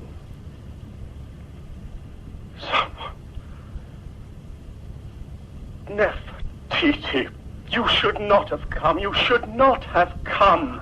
Day after day, I prayed that you would send for me. Why did you never allow me to understand? Ramose, you should not have brought her. He was right and you were wrong, wrong, my dearest one. Were you prepared to leave me in ignorance forever? How should I have looked for you in the world to come, believing you did not wish me to find you? I would have been your eyes. I will see for you now. I will be your mind, and when it wishes to fly away, I shall tie a ribbon to it and keep it circling near me like a pet falcon. Ramose and I will make you well again. Oh, there's a bird waking. We'll soon be there. Rest your head on my arm. Oh, it's good to hold you again, just to hold you. I will not leave you now. Nefertiti, forgive me. I think I'm crying. I did not want you to see me like this. You once asked me if I could love the stranger within you. That was precisely whom I loved. I loved you, Akhnaten. Open the shutters, Ramose. Yes, my lady. Is the sky growing red? It is light enough to do without the lamps. I shall put them out, my lady. Dawn. All the birds are waking. Oh, living Arten. Beautiful are your first steps in the morning. Do you remember, Nefertiti, when Meritaten died, I thought I saw the darkness of God? I didn't. There is no darkness. Without pain, there can be no affirmation, and we live only to affirm. We cannot affirm life without affirming death. They're the same line, turning in a circle. All we have to do is say yes. Can you say yes, Nefertiti? Yes, my dear Lord. Yes, yes. Love. And men believe themselves capable of it. What nonsense. It's the fire inside the sun.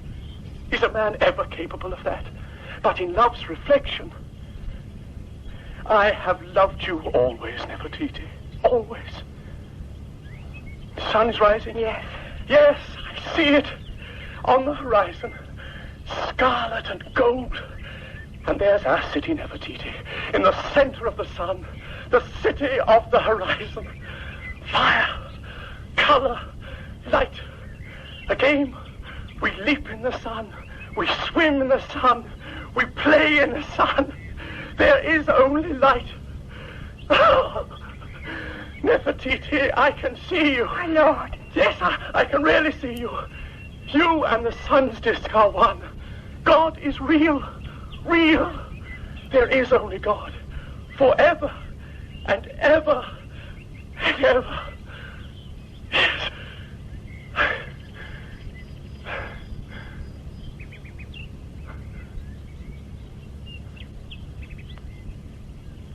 Close your eyes, my golden king. Ramose, did he see me? He looked at me. Did he really see me? If his eyes didn't, he did. Look at his face, Ramose, and you will see the young man I first loved. Thebes shall not have his body. We will take him in a royal barge to some place where no one can disturb him. They may call him a heretic. They cannot put out the sun, Ramose. Try as they will, as long as there is life, they cannot put out the sun.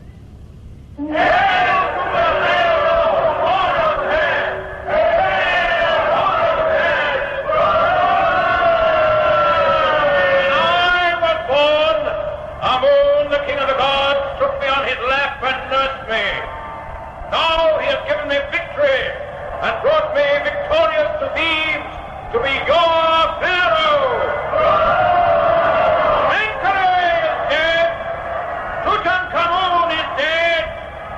I is dead. The nightmare of the heretic is past. The pillars of the city he built in his false god will be cut down, and the stones will be used to build new temples in my name to Amun-Ra. Amun-Ra, god of war, I, Horemheb, salute you!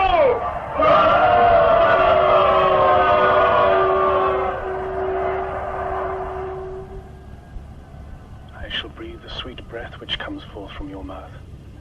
I shall behold your beauty every day. I desire to hear your sweet voice, even the north wind. My limbs may grow young with life through love of you. Give me your hands, holding your spirit, that I may receive it, may live by it. Call upon my name throughout eternity, and it shall never fail. Akhnaten's name shall never again be spoken. Sound the trumpets of war! The trumpets of Amun-Ra!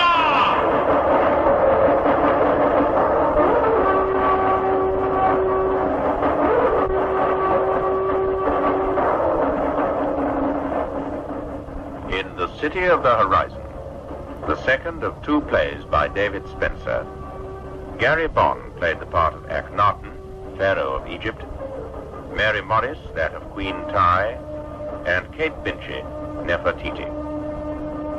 Smenkhare was played by David Valla, Tutankhamen, Geoffrey Beevers, Meritaten, Stephanie Turner, I, Lockwood West, Horemheb, William Fox, Ramose, Rolf Lefevre, Beck, David Spenser, Ptahmose, Robin Brown, Ribaddy, Leslie Heritage, and Aziru, Louis Stringer. The production was by John Tydeman.